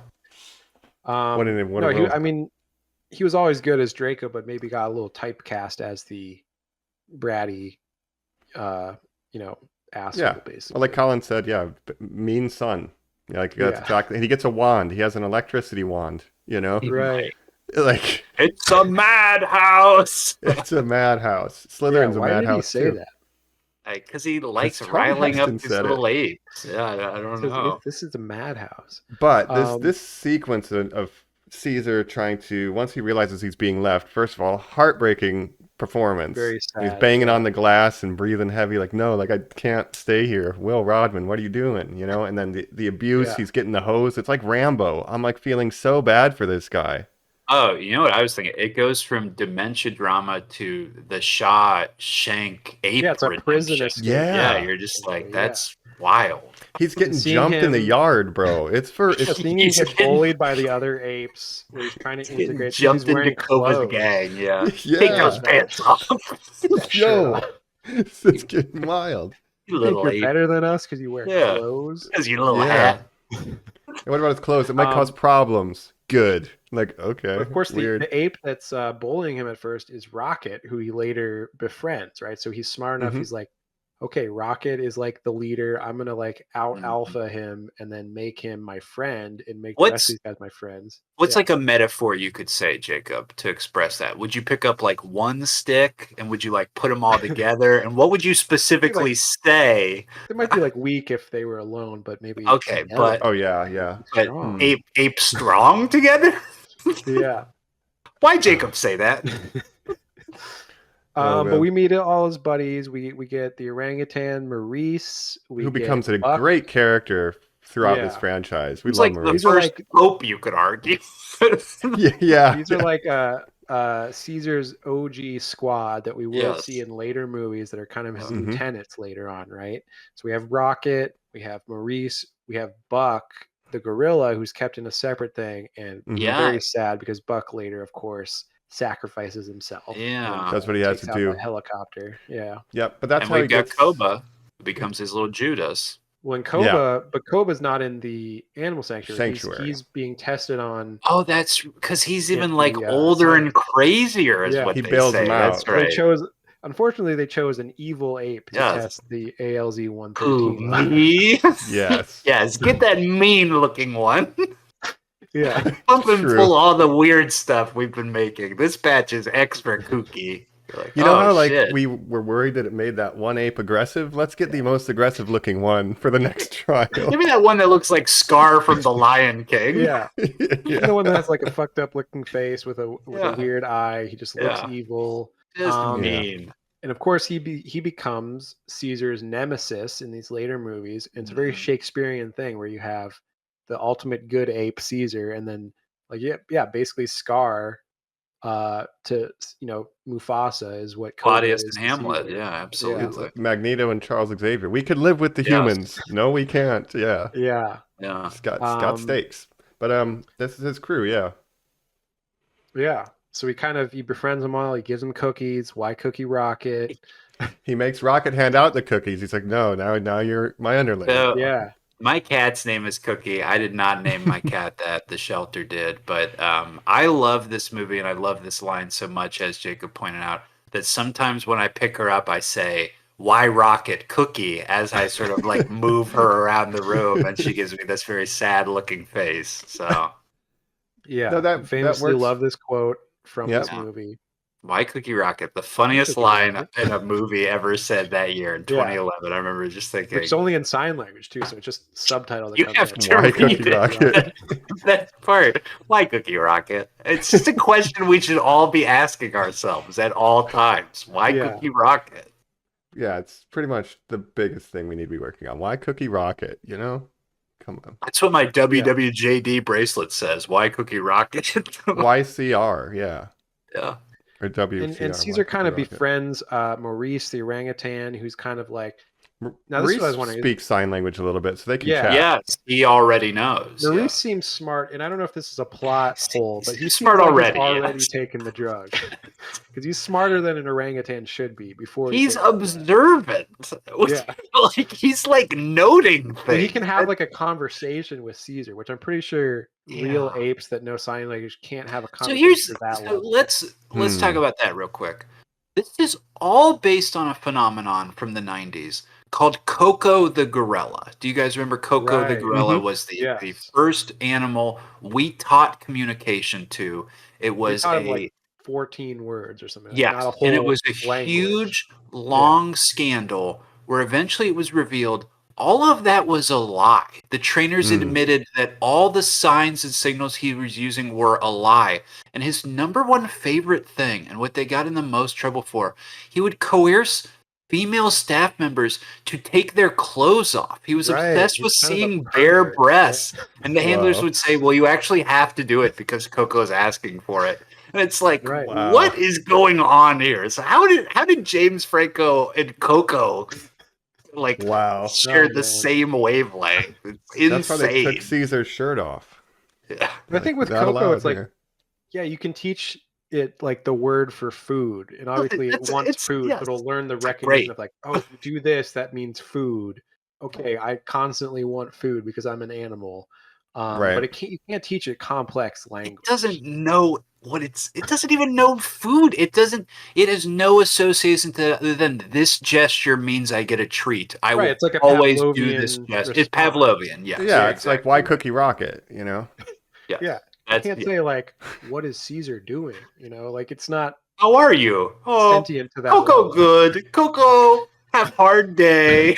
It's like, Well, that would no, lead no, to no. another Mean Monkeys, Congo, Michael Crichton, and then the movie Which Bad is right. Gorilla. based on Coco. That exact 100%. concept. Yes. Little sign The language sign power language glove. Yes, the Nintendo Power Glove. Like, Yeah, That's right. So all that to just say, Maurice seems like he's too smart before True. he takes the he's a drug. fucking genius. It's Yeah. insane. he's just a genetic outlier for what ALZ does to the apes. He just happened to be Right. one mutation ahead. Yes. Yeah. Caesar's like, shit, you're gonna be smarter than me in like a little while, dude. You're like, Yeah. if this stuff's boosting your brain. You'd be like the Einstein of apes. Yeah. That's right, because we get he has the Nice alpha point. rocket by releasing Buck, and then he unleashes Buck, and Buck's like, yo, don't fuck with Caesar. That kind of sets the hierarchy. And then he goes to the lab and gets a bunch of ALZ and is like, all right, let's Releases fucking it do all. this. Yeah. And Well, first of all, I want to mention the other really sad scene that I like is when he's Oh, in yeah. his jail cell and he draws the window on his Yeah. wall of the cell. That's so heartbreaking. and then We when he get the- wipes it off when James Franco leaves him there. Yeah. Or when Yeah. after he's getting roughed up, he says, fuck the window. Shit's Heartbreaking. I'm gonna leave my old life behind. That's when he kind of decides, like, okay, I'm not going back with James Franco. I'm Fuck gonna humanity. start the ape revolution instead. closes the door. Yeah, he's like, nope. Yeah. And that's so Yeah, sad that's when he's really acting powerful. all like he's giving James Franco the cold shoulder. I'm like, Caesar, please, I love you so He's much. your daddy. He does But- love you. Yeah. But it's like, go back to the attic, like what do you mean? Yeah. It's an interesting. Yeah, it's not realistic that he could just live his whole life in James Franco's house. Like he's got to He's be able seen to the have world. space. He's a wild animal. Well, and he had to learn, like, okay, clearly I see a dog, and I know I'm not a human. Am I a pet?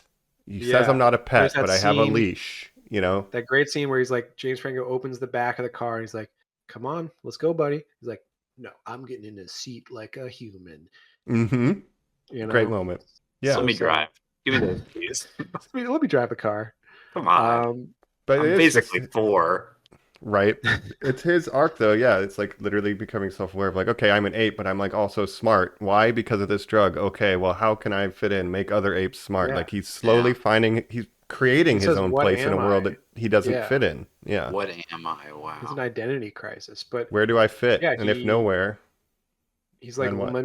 let me make some other smart apes. So he actually goes to James Franco's house because James Franco is stealing Right. the drugs to test on his dad, right? So he takes them from James Franco's house and like cuts them open, rolls them down the cells. All the apes get smart. Buck busts out of his cage and everything. And it's Ape Escape. Maurice Yeah, is like, they do an AZ200? ape Oh, I've escape. already had this. It's great. Yeah. Huh? It's like, oh yeah, I've had it's the first 80. Right.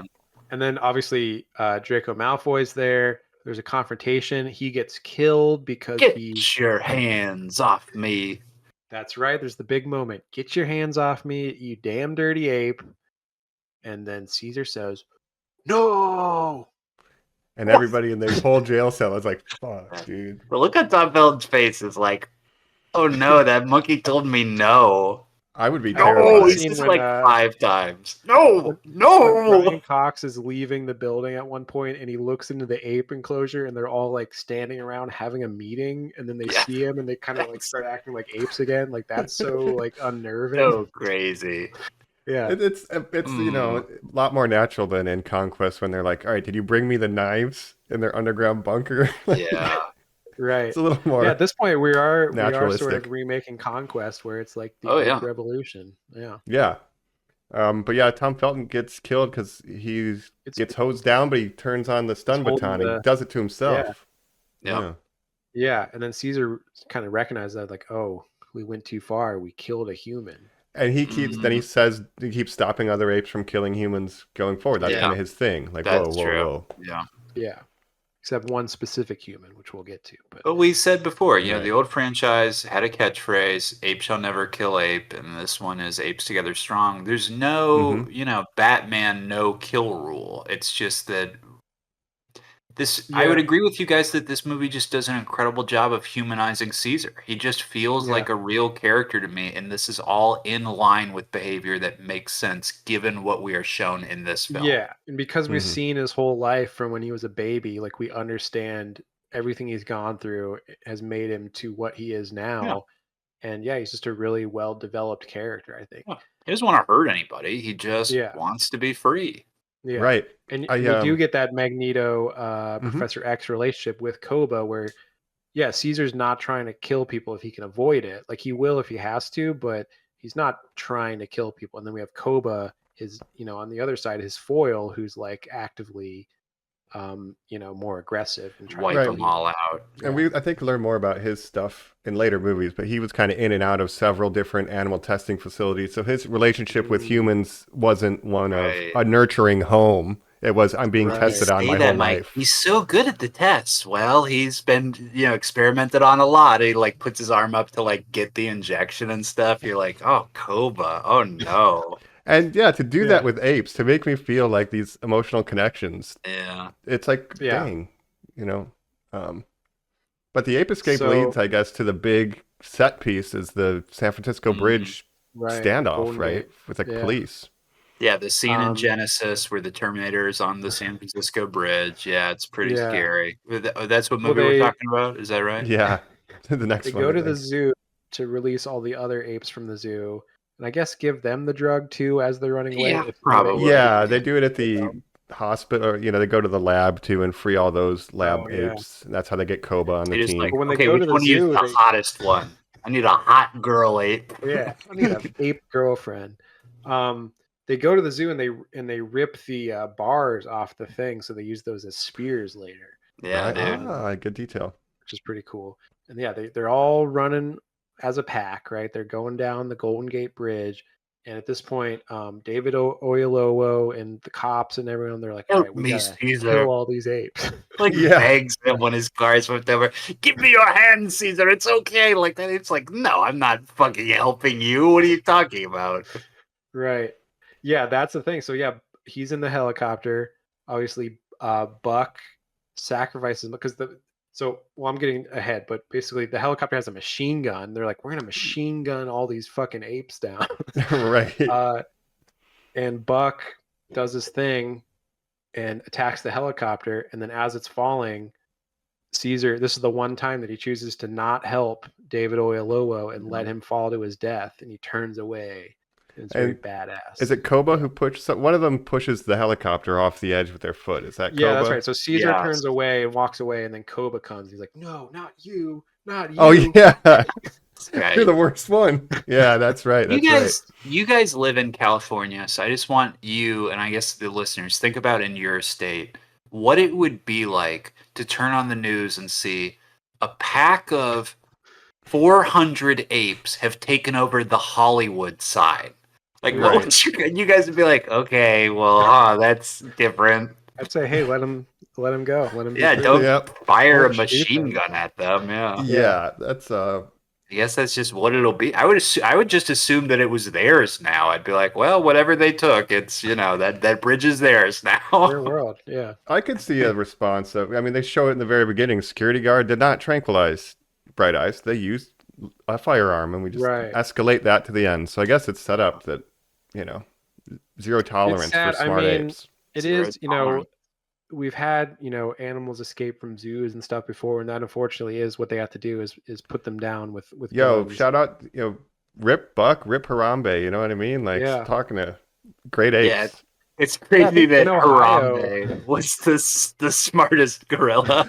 There's Right. Harambe, but also I remember it wasn't like a couple years back, maybe there was this news that a private, how there's like private zoos of like people owning It tigers wasn't. and I things? think it was just a farm where this person was Yeah. revealed to Oh, be. right. It was in Ohio, right, Jacob? Yeah, it was in This Ohio. A person bunch of was like hoarding tigers animals. and Yeah. things escaped, and they did have to He, shoot them all. do you remember what Yeah. it was? He opened every pen and then killed himself. Yeah. Oh, yeah. right. And that's Jeez. why we have a whole problem where there's thousands of people in this country that privately own like big cats and stuff, and illegally.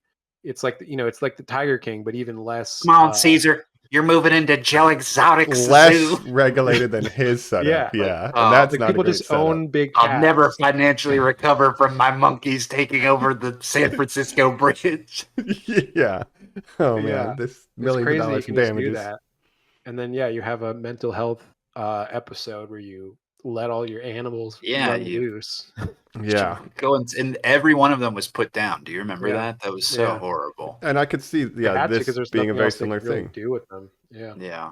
They're not native to Northern California, the apes, right? They would be the exact No. same response. They're causing public crisis. We will shoot them, And apes are dangerous, like Frida Printo says. Like, eventually, Caesar's going to grow into a very big, dangerous animal.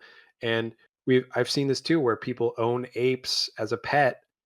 They start as a baby, but then they get too big, and they're a lot stronger than humans. And it just takes one Oh. episode where they get mad for some reason, if you're withholding food or something, and they can Mhm. rip your face off. Fucking without even Gordy's World. What was Gordy- it called? Gordy's home or Yeah. whatever. trying. Yeah. Yeah. Gordy's Yeah. home.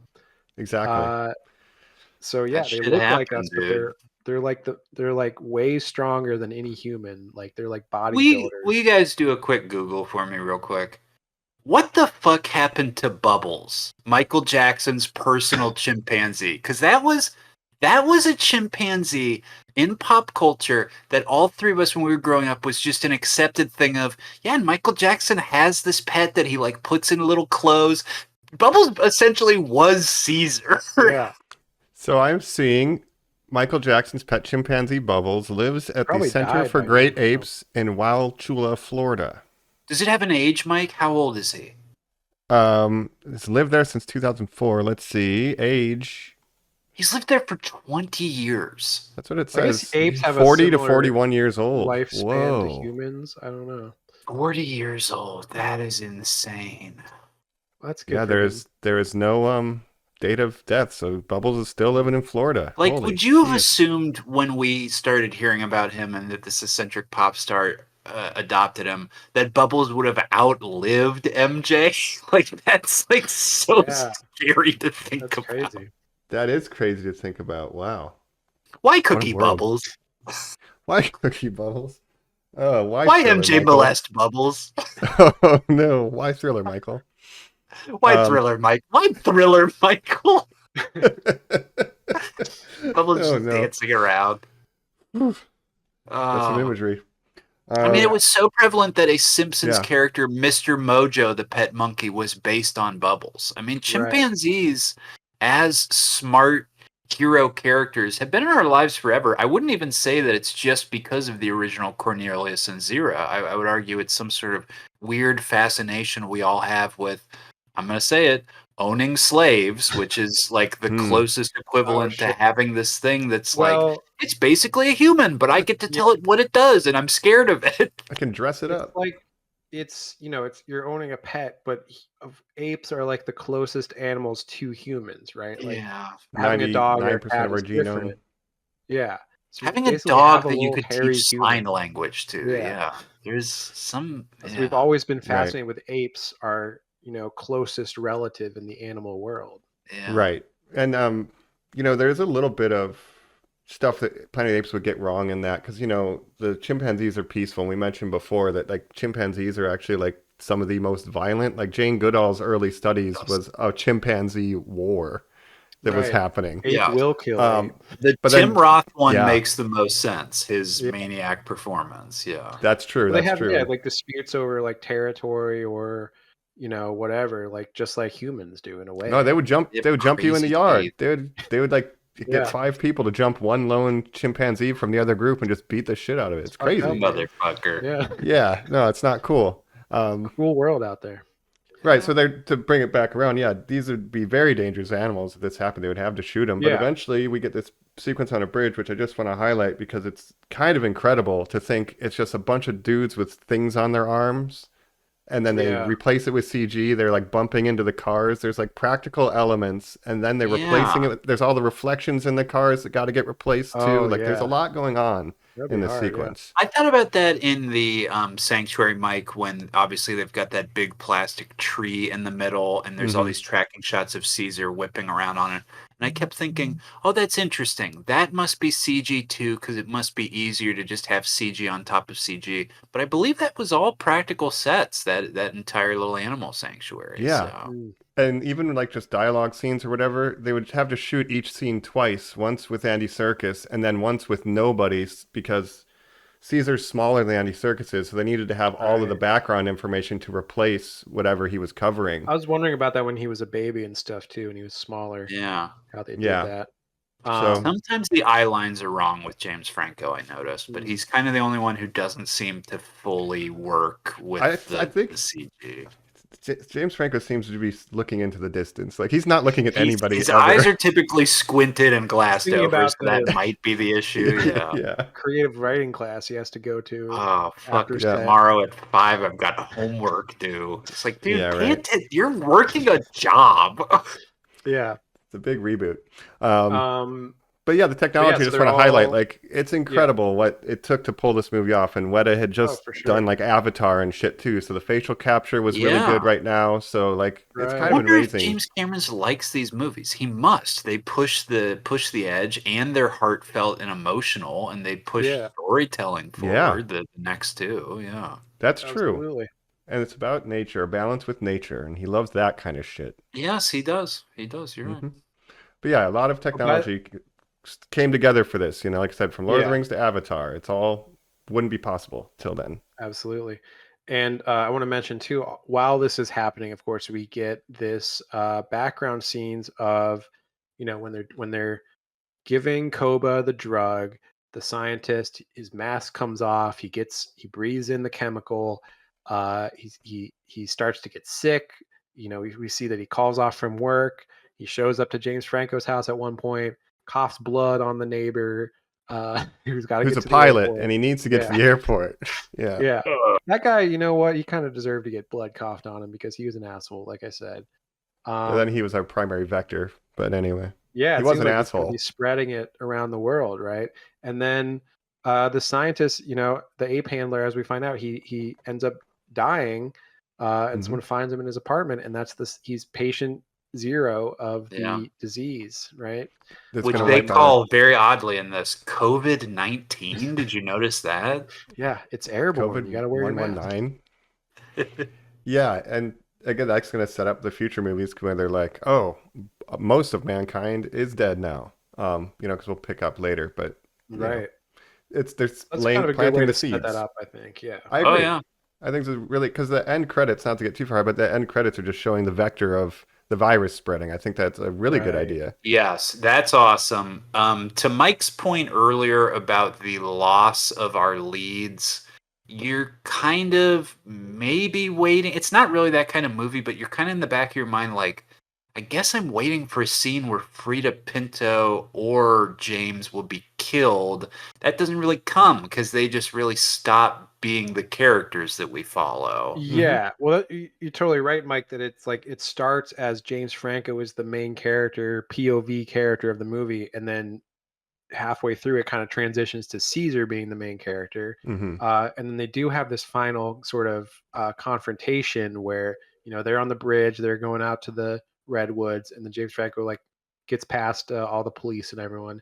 And he does have that last scene where he's like, just come home or whatever. And then Caesar is home. He whispers it in his ear. But there's no, not to spoil ahead, but for the next 2 films, there's no statues of James Franco. There's no human survivors saying, well, it's that guy who did this. He ruined all this. It's sort of just a lost in history. It's just, as we keep saying, the film just becomes so much bigger and more about something else and so little about what this young man did. And that is in the world. interesting to me that James Franco headlined this movie, and then by the second movie it's like I think they probably mentioned Caesar might mention him once as maybe his father or somewhere. You see a picture of James Franco, but other than that it's But to the state of our world, Jacob, where we still don't know what caused COVID. It disrupted the world so much, and still people are like, well, I know. Pretty sure it was like a pangolin and a bat. And you're like, what does that mean? And Jacob, of course, yes, you agree that it was Joe Biden himself who released it. Yes, he released it. It was a pandemic, as we all know. Hey, man, he told me to say as he was going to make me smart, man. It was the ALZ 113. Come on, Cracker Jack. It's not Cracker Jack, Caesar. I guess we don't know the first vector of COVID-19, whether it might have been a wet market in China or something. It's still inconclusive. Officially. Right, we don't know. And it ultimately doesn't matter. It is what it had on the effect of the world in the same way that it none of this really matters. What it matters is what it sets up and what it, And that's what I find so interesting with these movies is that these first 3 movies, all of them have a different human characters, but the same ape characters. So Caesar and Koba and those people all remain through these 3 movies, but the human cast is different each time. I think that's kind of interesting. I think it's great too, because then you just kind of, again, the older movies are all just kind of myths or social commentaries. So you just pick an issue. So this one was about revolution and overthrowing your oppressors and stuff like that. And then the next one, they pick another issue and then war. So you just rotate the human characters out to tell this new parable. And I like that they're sticking to that, even that's what the originals did. I'm realizing, what I would have liked to see in Kingdom instead of this huge jump forward, and maybe we could get one more entry. I would like to see a world where Caesar has established ape rule and sort of a dynasty. He is this inspiring figure, but he has dementia. I would like to see a world where truly he is the He's like the Mad King in Game of Thrones, Jacob, where it's like you are the leader, but we now need to cede ourselves away from the legacy you have set up. Would be And that a would be the sort of ultimate interesting irony is that dynamic. Yeah, the Mhm. ALZ 112 gave him dementia at the That end. would It be made him wild. smart, but then it gave him dementia. and when he signs to his son, "I'm not sick anymore." Right. Yeah. I can play piano again. Do-do-do-do-do-do. Yeah. I do like our mythic ending for Caesar's. We'll get there, but yeah, Yeah. he Yeah, decides to stay with the apes in the redwoods. That's kind of Yeah. Yeah. So he chooses between his old life with James Franco versus his new life with his new ape brethren. And he says, Caesar is home. And I like him when he gives him a little hug and goes real close to his ear and just whispers, Caesar is home. and then he The looks him eye to scariest eye, and it's in that moment. It's like he's seeing Caesar as a person for the first time, wow. and not Yeah. as Yeah. his pet. It's like, no, Yeah, okay, because I he get never heard you. him talk like that. No. Like he's sign language, but he's like to hear him speak. You is are like, my yeah. son. I mean, it's so scary. And Yeah. young Colin is walking out of this movie being like, well, I guess that's it. I'm sure they won't ever make some sort of emotionally heart-wrenching sequels to these films. Surely that'll be it. And that all made sense as an origin story to those old films I haven't seen. And happy enough. I remember thinking like, Really. but I think You it didn't think did they would really continue- well. Yeah. I think it did well and it was critically pretty well received. So Yeah. of course they Mhm. want to be like, yeah, we'll continue the franchise because it's popular. So I think it's But- a good setup for the later movies. It's an incredible setup, but just thinking in my mind, like, well, you can't continue to sustain movies with fake actors in them. And here we are now where people are like, well, soon there will just be AI movies. And you're like, oh, excellent. Yeah. I maybe- don't love that. maybe Yeah, a but little what makes this work is Andy Serkis. Like, there's a performance here by a human that is carrying the movie and like the Yeah. sequels too. So like, you can't. And just do the AI, Josh but- Koba is played by Terry Notary, who's another sort of mocap specialist actor, like Andy Serkis. Mm-hmm. Yeah, and all these different apes, and even with Kingdom, where we have a whole new cast of apes and different ape actors.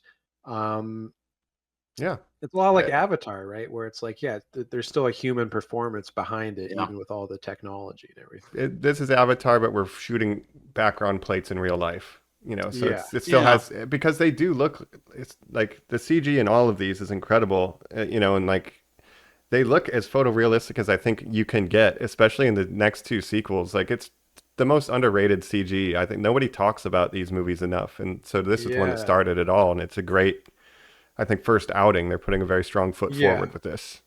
And I agree. And I think what's funny is like, yeah, this one, I really liked it when it came out. And I think it's good, but looking back, it's probably the worst of these new ones, even though I still like it, but they get better from here, which is cool. So It's Yeah. a good problem to have. I look Yeah. at it as a very incredible effects reel, and like I just got to remind myself how groundbreaking it was because we're like taking it for granted. But it is my least favorite of the three, but I still think it's yeah, great. this was 2011, right? Like I said, only Yeah. 10 years after Gollum. Of course, we had Davy Jones and the incredible CG of that character in Pirates, and but yeah, it's really like it's like video games now, where it's like they make these minuscule advancements in like 4K graphics and stuff, but it's like games from 10 years ago like look pretty good today. Like there's only so much technological advancement you can make to be where it's like, yeah, it's already looking pretty photorealistic at this point. Right. Do you understand ray tracing? Like, Yeah, no, ray tracing, no. all this stuff. It's like, no, Cyberpunk 2077 still looks good. I mean, that's a little Right. newer, but even something like Skyrim, like 2011, right? Looks fine. Skyrim looks great. Yeah, like Yeah. there's only so much advancement you can make before I don't really care anymore, I guess. But going forward, in this movie, we're in the sunlight a lot of the time. Like we're not getting rained on, we're not getting snowed on, we're not sitting around a fire. Like they really push what they Yeah, do with the they keep technology in the pushing it, next for couple of sure. movies. So that's going to be cool to see going forward, I think. But We got that cut of Kingdom of the Planet of the Apes, which none of us have seen before, which is without the rendered special effects edition. Oh yeah, that would be interesting. Would you guys watch a version of this film with just Andy Serkis, in the mocap suit, It'd be interesting. I think that's the other thing is the newer ones, they're more and more ape centric. So at least in this one, it's still like civilization around the ape. Mm-hmm. So a lot of it's just Caesar or like some of the other apes. But so yeah, they do get more impressive over time. But I would like to see what about Lord of the Rings with Gollum just played by Andy Serkis without the that would be great. You get snippets of those scenes, I think, in the behind the scenes 27 hours. You see a bit of it, but yeah. That was pretty revolutionary. Well, I have a question for you guys. Yeah. Actually, I have several. But the first one is, are you guys ready to quiz it up, you maniacs? Quiz it all to hell once again? I'm ready. I just want final thoughts.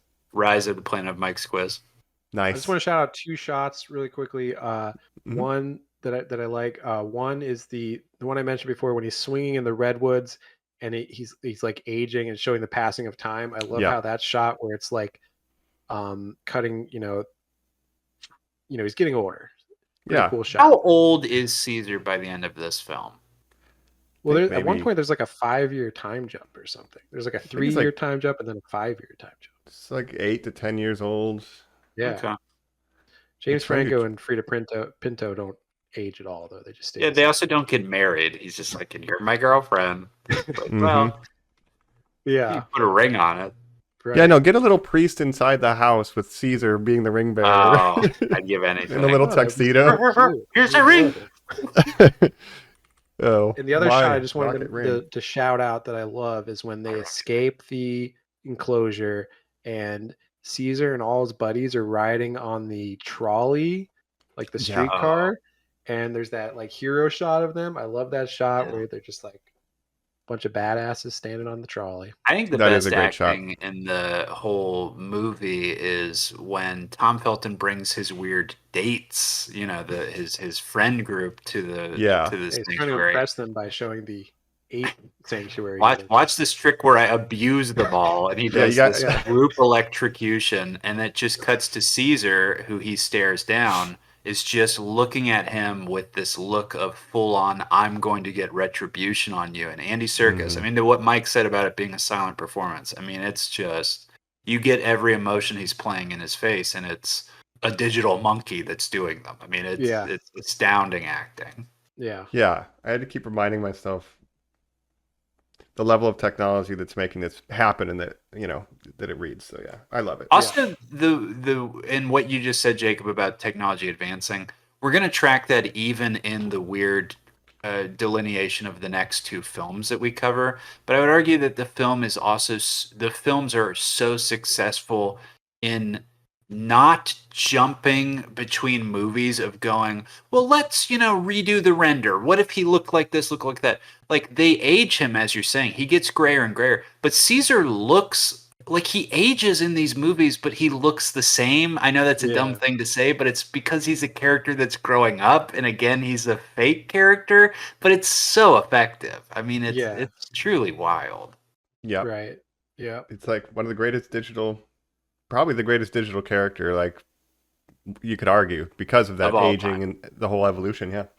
Right. So, yep. Well, I'm going to hop in the redwoods and we're going to swing on over to the Rise of the Planet of Mike's quiz right after this. We're back here on Normies Like Us, where we're about to quiz it up, and you know how we do it. If you listen to these other episodes, Mike has prepared a quiz for us. It's going to be mainly true, false. We're going to be physically showing off our answers, basically, if you're watching along. But otherwise, you'll hear Jake and I kind of argue and blow it or succeed. That's right. We're going to be sign languaging. Win, of course. Typically, Jacob wins. Yes. I don't know if that's true. Yeah, we're going to use sign language.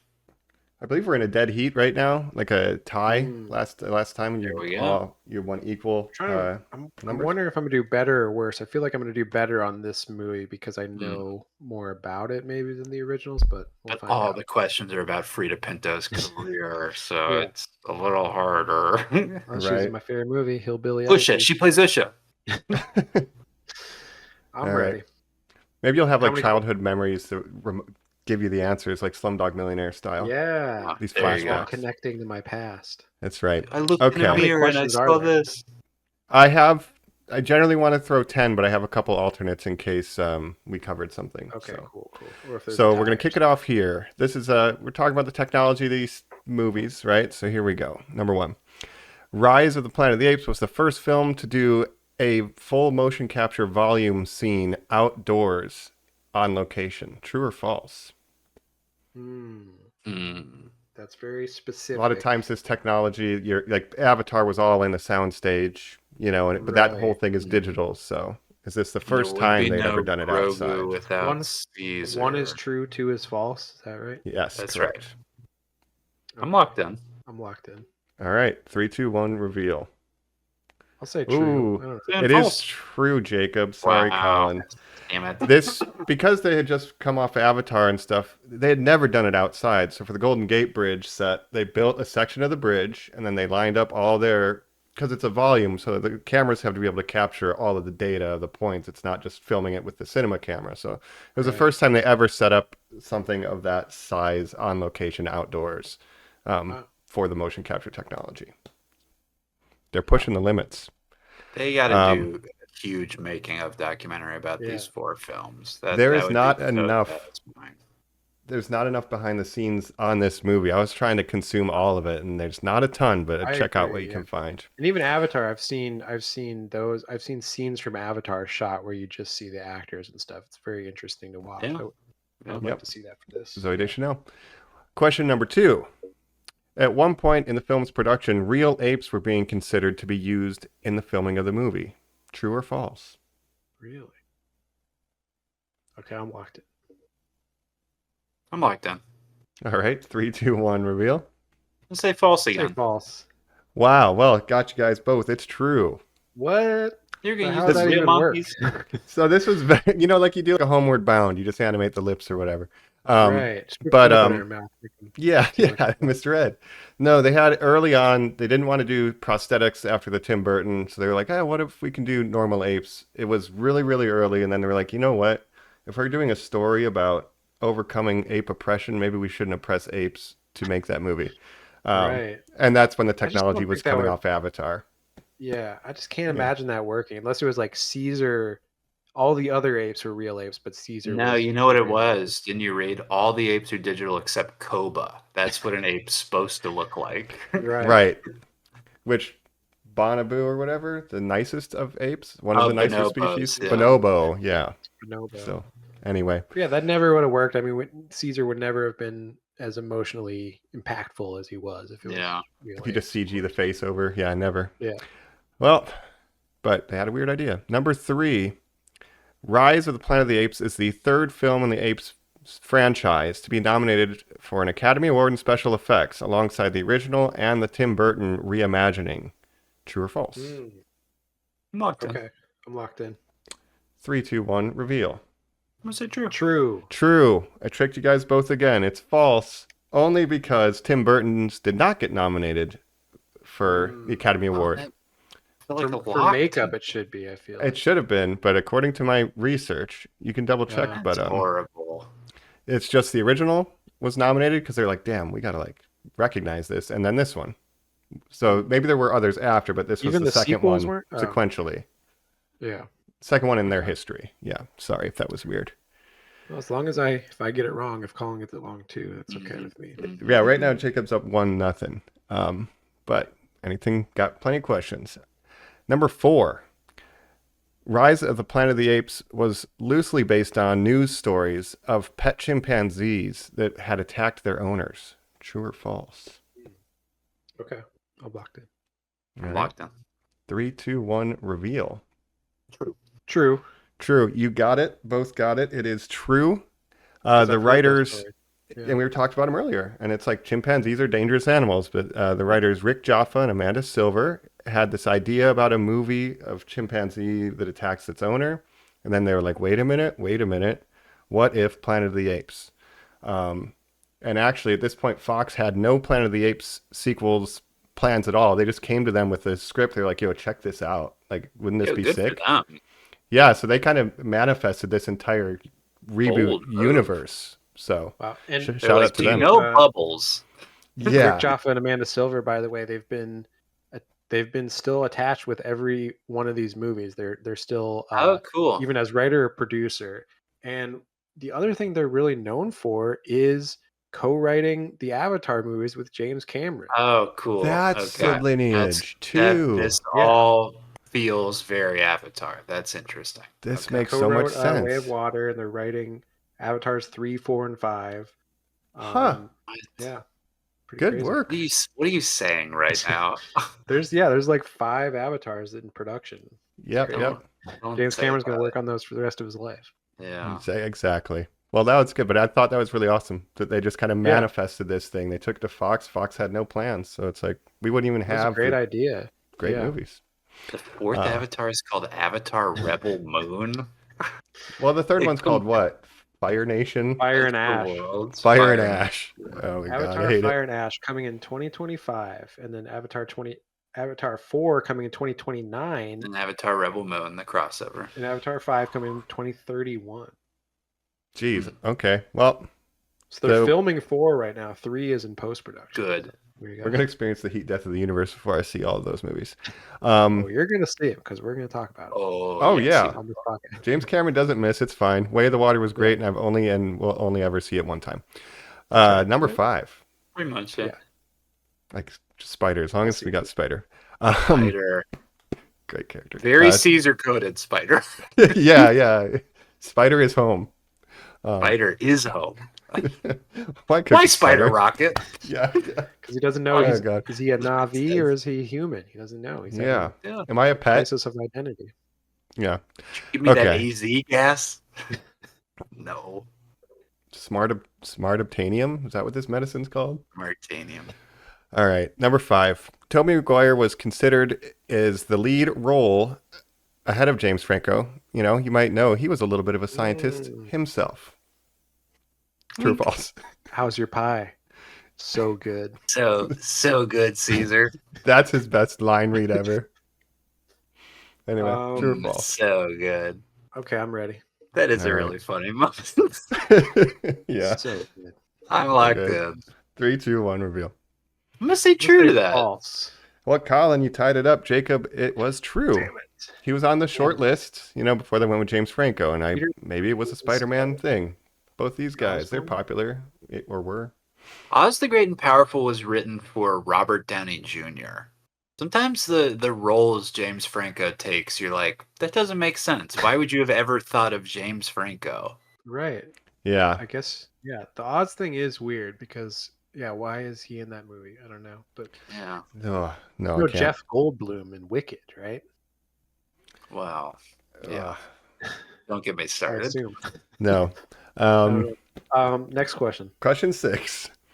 Andy Serkis performed motion capture for the entirety of Caesar's life cycle, from newborn to infant to adolescent to adult, and the CG model size was adapted to fit the needs of each scene for the appropriate age. True or false? I wondered about this, so I'm excited to learn the answer.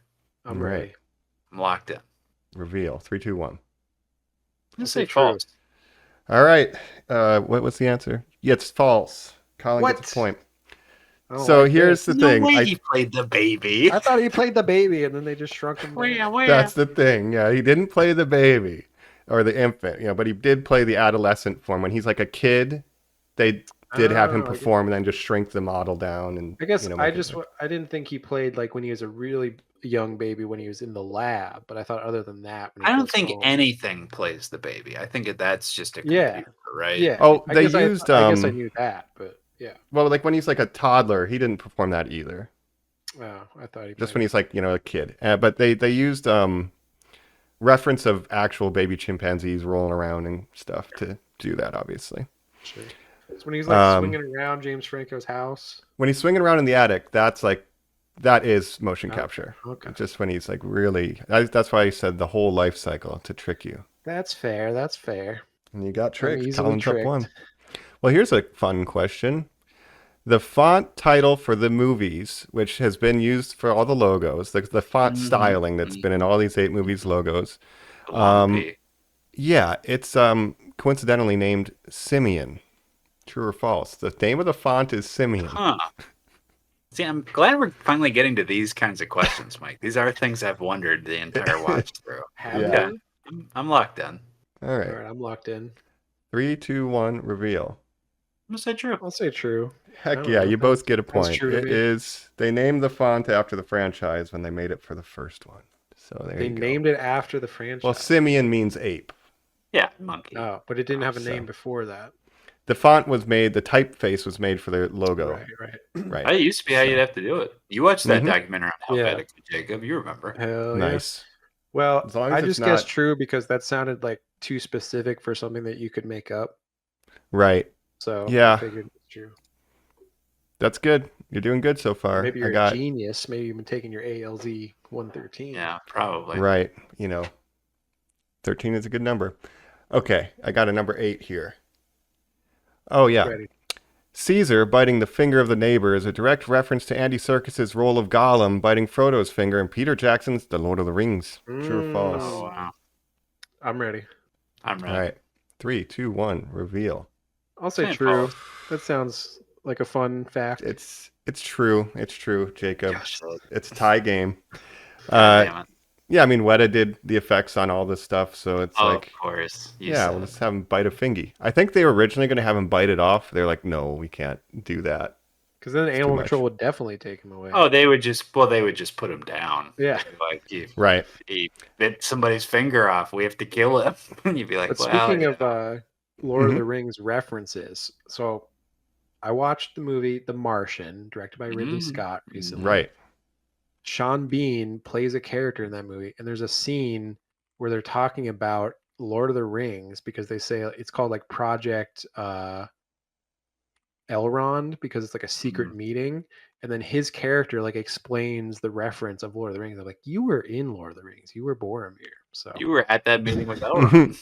yeah, Nice. So- a little bit of a tangent, but I thought And he that was says funny. one does not simply go to Mars to rescue the Martian. Is that right? Yeah, he says One one does does not not simply- simply rescue Matt Damon from Mars. There you go. You love to see it. This one you guys talked about on the episode. I had a Charlton Heston cameo in this one. Yes, Ten I was Commandments. going to say, aside from giving Tim Roth a gun, he is also in this movie. I somehow missed Right. it. I did not see the 10. I gotta. It's the TVs, and they say It's we like call it this kid enrichment. booth of the, oh yes, that's right. Yeah, Like We they're call showing it TV enrichment. programs to the apes. Yeah, We're but showing so I have them- some backups. we're teaching them about religion. This might come up later. Yeah, you should not be showing Maurice this stuff. He's going to That's- take it to like heart, unfortunately. It's called Dogma. Okay. Should be called Apema. Good. So- oh, yeah. Good. Dog. Yes. Good. All right, next question. Yes. Next question. It's technically number 10. In film, they're showing the Icarus flight footage. The launch of the rocket. They used actual footage from Apollo 11 to kind of do that newsreel. True or false? Apollo 11 to do the newsreel. True or false? Okay, I'm ready. I'm locked in. 3, 2, 1. Reveal. I'll say false. I'm gonna say true. Sure. I tricked you, Colin. I'm sorry. Jacob Thought got was it. a trick. It's probably some other. It's Apollo 8. 12. That's my There you favorite go. trick A classic Mike. to just screw you. It's hard to make true and false questions. I knew Okay. it. It's Um, Apollo 13. They did Apollo 8, which orbited the moon 10 times without landing, and then came back. So But isn't it? Aren't you? Do you want to double check that, Mike? Because I'm pretty sure it's Apollo 8. Is that right? oh my God, you're right. Okay, Colin gets a point for that. There you go. I'm back. He's You're a free right, point. you're right. Good work. Number 11. John Lithgow is really playing the piano in the scenes when he's recovered his memory and playing the piano. True or false? I'm locked in. Good question. Okay, let me think. Yeah, all right, I'm locked in. All right. 3, 2, 1, reveal. True. All right, you both get a point. Nice. When he's doing the bad version and it's Claire de Lune, the famous classical piece, and he's playing it kind of badly, that's when I was like, I guarantee it's just said was in the really good script at it. he Yeah. plays piano. John Lithgow was like, I've got this, trust me. Sure. Right. A cultured guy. Yeah. Yeah. He just Yeah. seems very He was, into that. He Yeah. was killing those people in Miami, and Dexter had to catch Yeah, him that one he time. kept using those trains to bash people's brains in or whatever he would do. Oh, jeez. Well, I have one more. Technically, Jacob has one more point, but with Colin's bonus point, it's a tie. So, And you that know, bonus Colin point really gets does a bonus count point? and is I real. think it should yes, count. of I course. have it here. So, Interesting. number 12. Just for all the bananas, you could say. This is for all of the bananas. I hate bananas. I Just only for all the like- windows. I loathe Great bananas, Big Jacob. Plus. I'm taking a Yeah. point away I from you loathe for getting bananas. that wrong. That's fair. Quickly, they did not give any bananas to the chimpanzees as a reward. They gave them grapes and other stuff because I was like, they loathe bananas. I was keeping an eye out. His Yeah. breakfast is a Favorite fizzy cut drink? up, yes, fizzy drink. But when he says Caesar, eat your breakfast, and Caesar's being a moody teenager, it's like a cut up like nectarine and stuff. I was like, oh, even that kind of Yeah. like makes sense. It seems Like a hard-boiled yeah. egg, and then he looks at Yeah, he had the an humans egg eating too. cooked I was like, eggs. that's Yeah. interesting. Yeah, then They're he's like, omnivorous. John, you're so dumb. Right? But They don't I eat should meat, have made that a though, do trivia they? question. I think Or I sometimes guess they do. they're- Rarely. They have like a similar diet to humans, I guess. They have canine teeth. Yeah, they're omnivorous. Yeah. Oh yeah, they have crazy. True or teeth. false? Right. So scary. Question number 12, ironically, is about ALZ 1112. So the 1112 was originally a reference to the original Planet of the Apes runtime of 112 minutes. True or false? Mm. Oh. Very specific. Okay, I'm locked in. All right. All right, I'm locked in. All right. 3, 2, 1, reveal. I'll False. say true. It's true. It's probably a trick. Okay, It's God true. damn It's it. true. In the I was, original like, script, they just second-guessing called it myself. RT112 for runtime 112. Mm. So even with your bonus point, Colin, I hate to break it There to we you, go. Jacob. What are we gonna call this Alzheimer's drug? ALZ. Alls. Yeah. What is Well, I that have a short question for? for you guys. Is John Lithgow sick anymore? Yes or no? I don't, Not sick anymore. he's not sick anymore. No, you know how we have Sky Rizzy and all this crazy stuff? Yeah. What Here's crazy Sky Rizzy. name is ALZ in the actual universe? Yeah. Oh yeah, it'll have some. Yeah. Oh, he's called Ozempic or something insane. All Zempic. Yeah, it's all Zempic. All's Zempic. Called Yeah, you're right, Mike. Franco Zempic. Yeah. After its Yeah. inventor. Go. Franco Zempic. Well, that's been You Quizzed It Up, You Maniacs, You Quizzed It All the Hell, Rise of the Planet of Mike's Quiz. Jacob with Great quiz. 7 I and won. Colin with 6. And Congratulations. included the bonus point. With his bonus point. Even with the Wasn't bonus even enough. point, you got him. Jacob. Oh, wait, I took a He point away never from did. you for the banana. No, it's a tie. Oh, I'm that's kidding. right. We're tied. You'll Just never kidding. complete the Lewis Tower in 15 steps. That's right. I was scared to try it because I'm like, I'm going to do it in like 38 steps. I'm going to feel really dumb Oh, if really? I've never No, done I the can- Lewis Did Tower. it on the first try. It's All right. easy. Well, There's a movie. Have you guys ever seen Manhattan Project? no. I don't A think kind so. of cheesy movie about the Manhattan Project. It's like an Seen 80s Oppenheimer. thriller. Not So it's seen about it. a kid who discovers he's like a super genius kid, but he's kind of a rebel. He discovers that his mom's Sounds new like me. boyfriend is working on the Manhattan Project. The actor is John Lithgow. Mm. And John Lithgow presents him with a puzzle.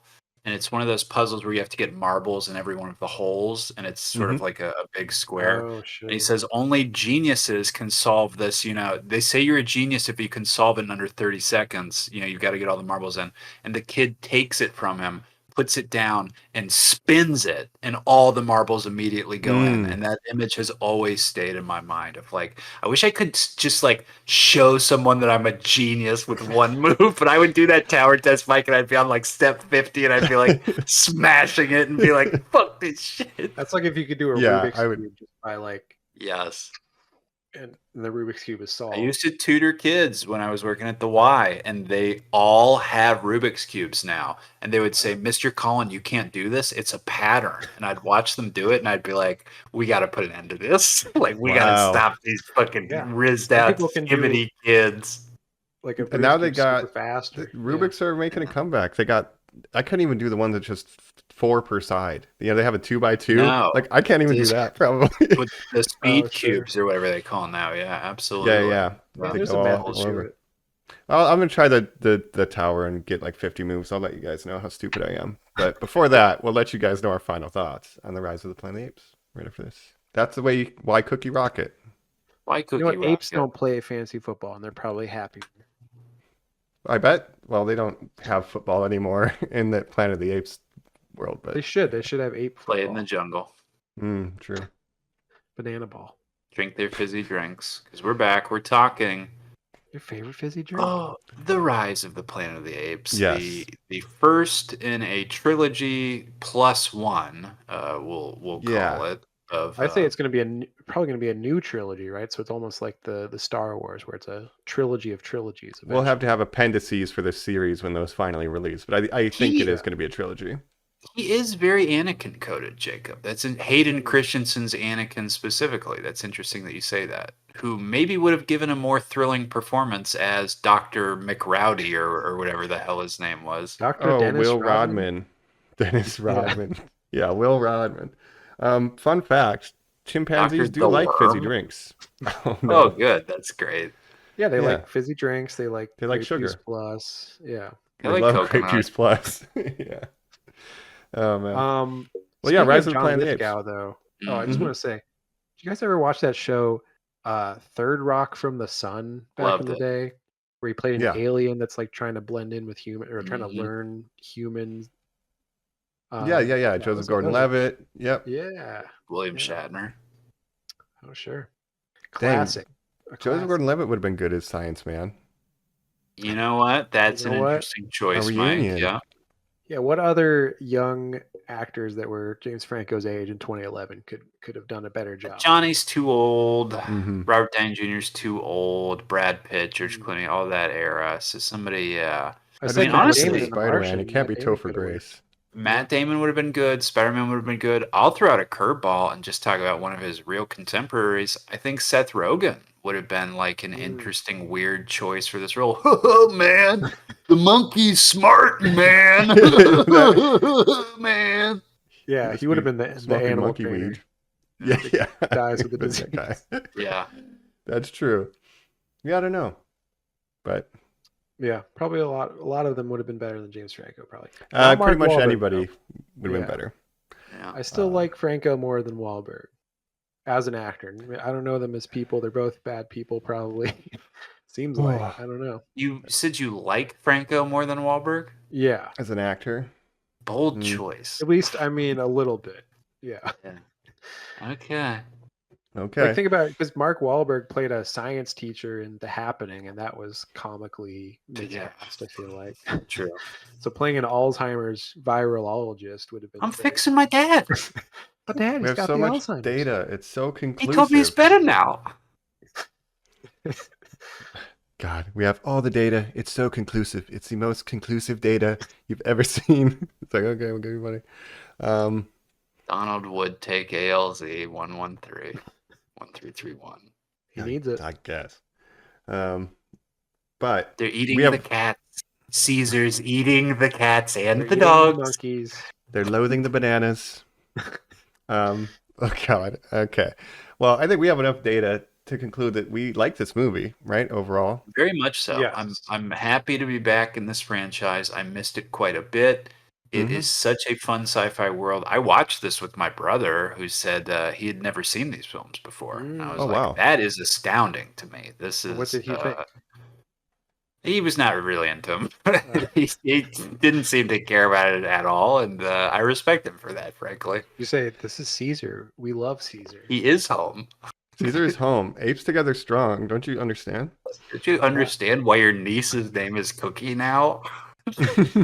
Yes. You've got to watch the sequel so you can get the full Caesar Yeah. experience. And I think that's like my biggest takeaway from this is I just do prefer the next two, but it's like this is like a prequel to them. Like it's Yeah, you have to have the origin story of Caesar. it's You setting know, all that up. Yeah, It's not a cool take at all, Mike, to say what you just said, because it is equivalent of being like, well, did you know Empire Strikes Back is actually better than A New Hope? Where people are like, yeah, yeah.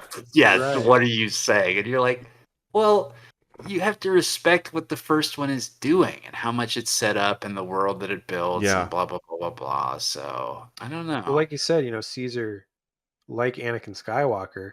So this movie is the Phantom Menace, and then the next couple movies are the episodes 2 and 3 where he's older and stuff. So Hmm. yeah, it makes sense. It has to set the table so that we may feast in the next couple movies. And just as a Yeah. technology piece, like I've been gushing over, like I had to keep reminding myself like how groundbreaking this was in 2011 and that we take it for Yep. granted because technology is so good now. It's like this Yeah. is a big deal. It's kind of a landmark for motion capture performance. And Like there's just still as important as movies. Avatar.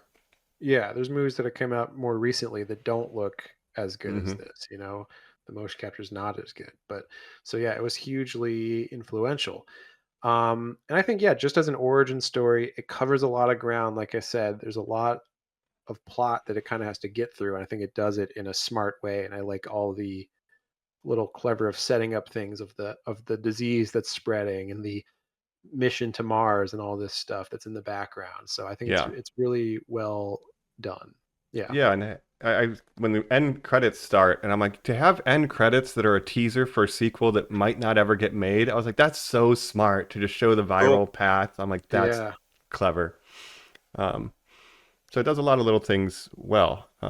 So I And it love made it. There's no me Thanos without this, yeah. That's very true, dude. right? And it made me excited to want to like watch the next movies in the franchise. 'Cause I was like, oh yeah, I'm so excited to watch these other two. And like you're saying, Colin, like I haven't watched them in a while.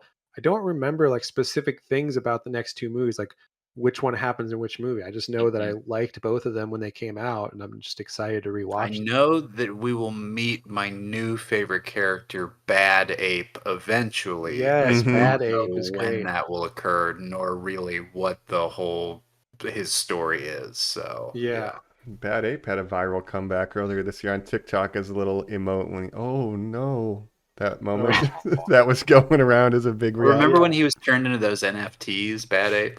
Yeah. that's right. Funny, Yep. funny story too about Bad Ape or about these movies. Um, I was in Nashville recently with my family, as I mentioned on the podcast, Gnashing it up. and gnashing it up. And one day when I was getting ready to go, leave the hotel and everything, we turned on the TV, and what was on there? It was one of those two movies. I don't know which one, but We'll um, find out. and then so my mom and stepdad, we started watching this movie, Hell Planet of the yes. Apes, and I was explaining, well, see, this is a new reimagining of the franchise, explaining everything about these movies to them. And they were like super interested. It was just we just randomly turned it on in the middle, it was airing on TV, and we watched it for like 20 minutes because It's they a were like good hotel enraptured watch, by dude. this. I Yeah. like to hear that. Yeah. That's awesome. So yeah, anyways, I'm just excited to see more of these movies and talk about them. Hell yeah. Yeah. It's fun seeing them after watching all the originals, how they recontextualize stuff. Like we heard the myth from Cornelius of, and then he uttered the word which was used against us for so long. He said, no. Like that's Yeah. like the mythos, and to see that happen Right. was cool. And having recently Um, seen Kingdom and all that stuff, like how it all ties in. Colin almost had to fight someone in the theater, of course. We'll talk about that. mm, We're only a year away still from hearing that story, so Yeah. stay tuned, listeners. And absolutely. stay tuned for typically we announce what we're doing next. I'm not positive that we know what that is, so maybe We we have to talk won't. about We've it we've got off some pod. scheduling we're gonna do. Yeah. I say let's commit here, though. Mm, We do our bonus.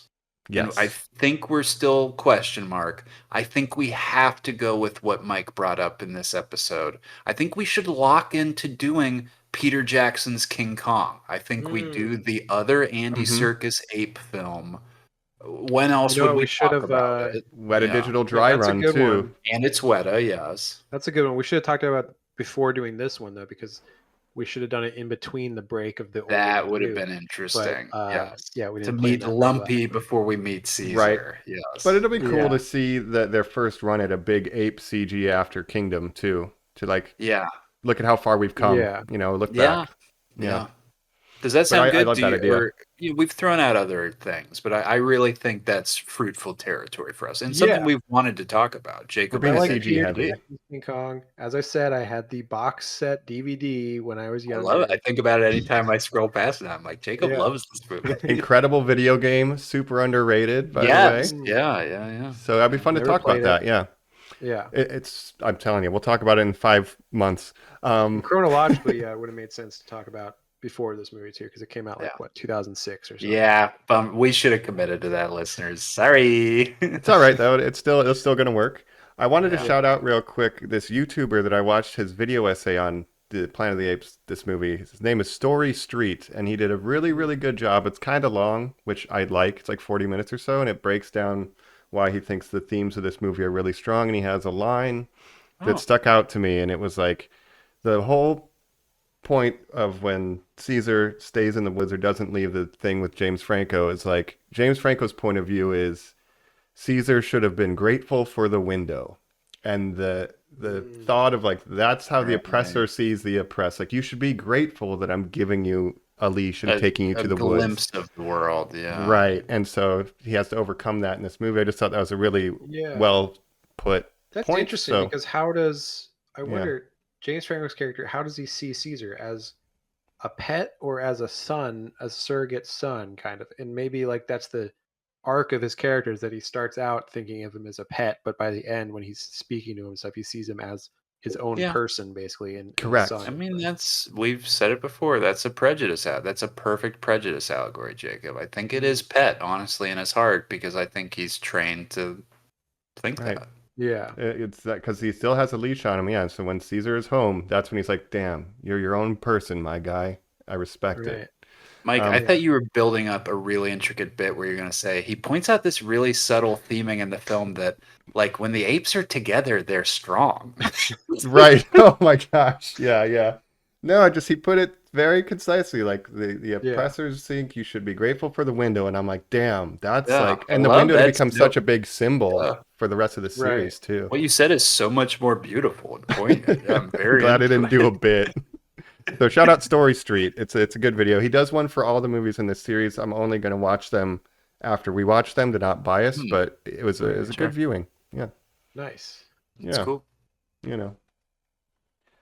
He takes ownership of the window later in the movies too. He claims the symbology of the window for himself. That becomes his symbol, and it lives on past Caesar hundreds of years, where that becomes the symbol of his religion. Basically, it becomes like the Christian cross of. So it goes from Caesar. and that's a similar thing, like a symbol of him being oppressed to the liberation of his followers. Like it takes on new meaning. Yeah, I love it. And it's obviously shaped like a cross. Yeah. So now I only refer to those windows as Caesar windows. By the way, like that's good. My nieces have a little farmhouse play set, and I'm like, oh, that's a Caesar window. That's a great. Beautiful Caesar window. Anytime I see them, that's what they're called. Is there an ape living in that attic? Yes, it's an open concept with a Caesar window on the second floor. Yeah, I love it. Anyway, yeah, I love Planet Apes. Glad we're back. We love it. We're glad we're back. Normies, this is again the kind of rare opportunity you have where you can hit us up at normies_like_us on all social media. Rate, review, subscribe. Helps us out a lot. But you have an opportunity here where we're not truly locked into what our next topic could be. So if you listen to this episode day of release, start spamming us some messages or something. Say, I want you to talk about this current thing, or I like when you go back. Hey, do King Kong next week. That sounds fun. Yeah, hit us up. We'll do whatever. You can send us those messages. We don't mind that. Yep. And watch us on YouTube. Please. And one thing we definitely will be doing this week is giving thanks. Happy Thanksgiving week, everybody, if you're in the United States. Thanksgiving. Be sure to bring up as much politics as you can. Actually, don't do that. Just tell people to watch how great the Planet of the Apes movies are and to listen to the podcast. Thanks. That's my talking point. It's giving thanks to us. Yeah. I'm thankful for you guys. For the apes. I'm thankful for you my guys. Normies. Thankful for Caesar. Yeah. Very thankful for Caesar. My son. Very, very blessed. We love him. Praise Caesar. I'm very thankful for Caesar, my God. Praise Caesar. And hope everyone has a great Thanksgiving, great holidays with your families and everything. Eat some good food and all that stuff. Yeah. And thanks for listening. If my cat Cookie got a little AZL 113 or whatever it is, She would become so mean. She would be so manipulative, Colin. and she would truly. No, she would just say that like, Cookie, go to bed. No, I wanted to like, bring this up. Actually, there's these videos on social media that this movie reminded me of, where it's like they'll put little buttons on the ground with their pets can say food, hungry, right? Yes, But there was like that's a all dog it that would had an be. existential crisis. It was like, why dog? Why? Why dog? Why Cookie? What Why me? dog? Why dog? And I'm like, that's Why Caesar. Like, Cookie? am I a pet? I'm like, oh no. Right. So Oh scary. no, we I gotta don't put think them we should down. be giving those drugs to these animals. We're making them too smart. No, Too smart. we're gonna take over Planet of the Cookies. All right. Well, we have been your hosts. This is Why Cookie Colin. This is Mike Reese. This is Dr. Jacob Rodman. Nice. That's not his name. I'm a virologist. Yep. You have so much Insane. conclusive data. You have no idea how much data we have. It's Anyway, data. It's so conclusive. it's the most conclusive data you've ever seen. Pod together strong. We'll catch you next time. Bye. Bye, Bright Eyes. I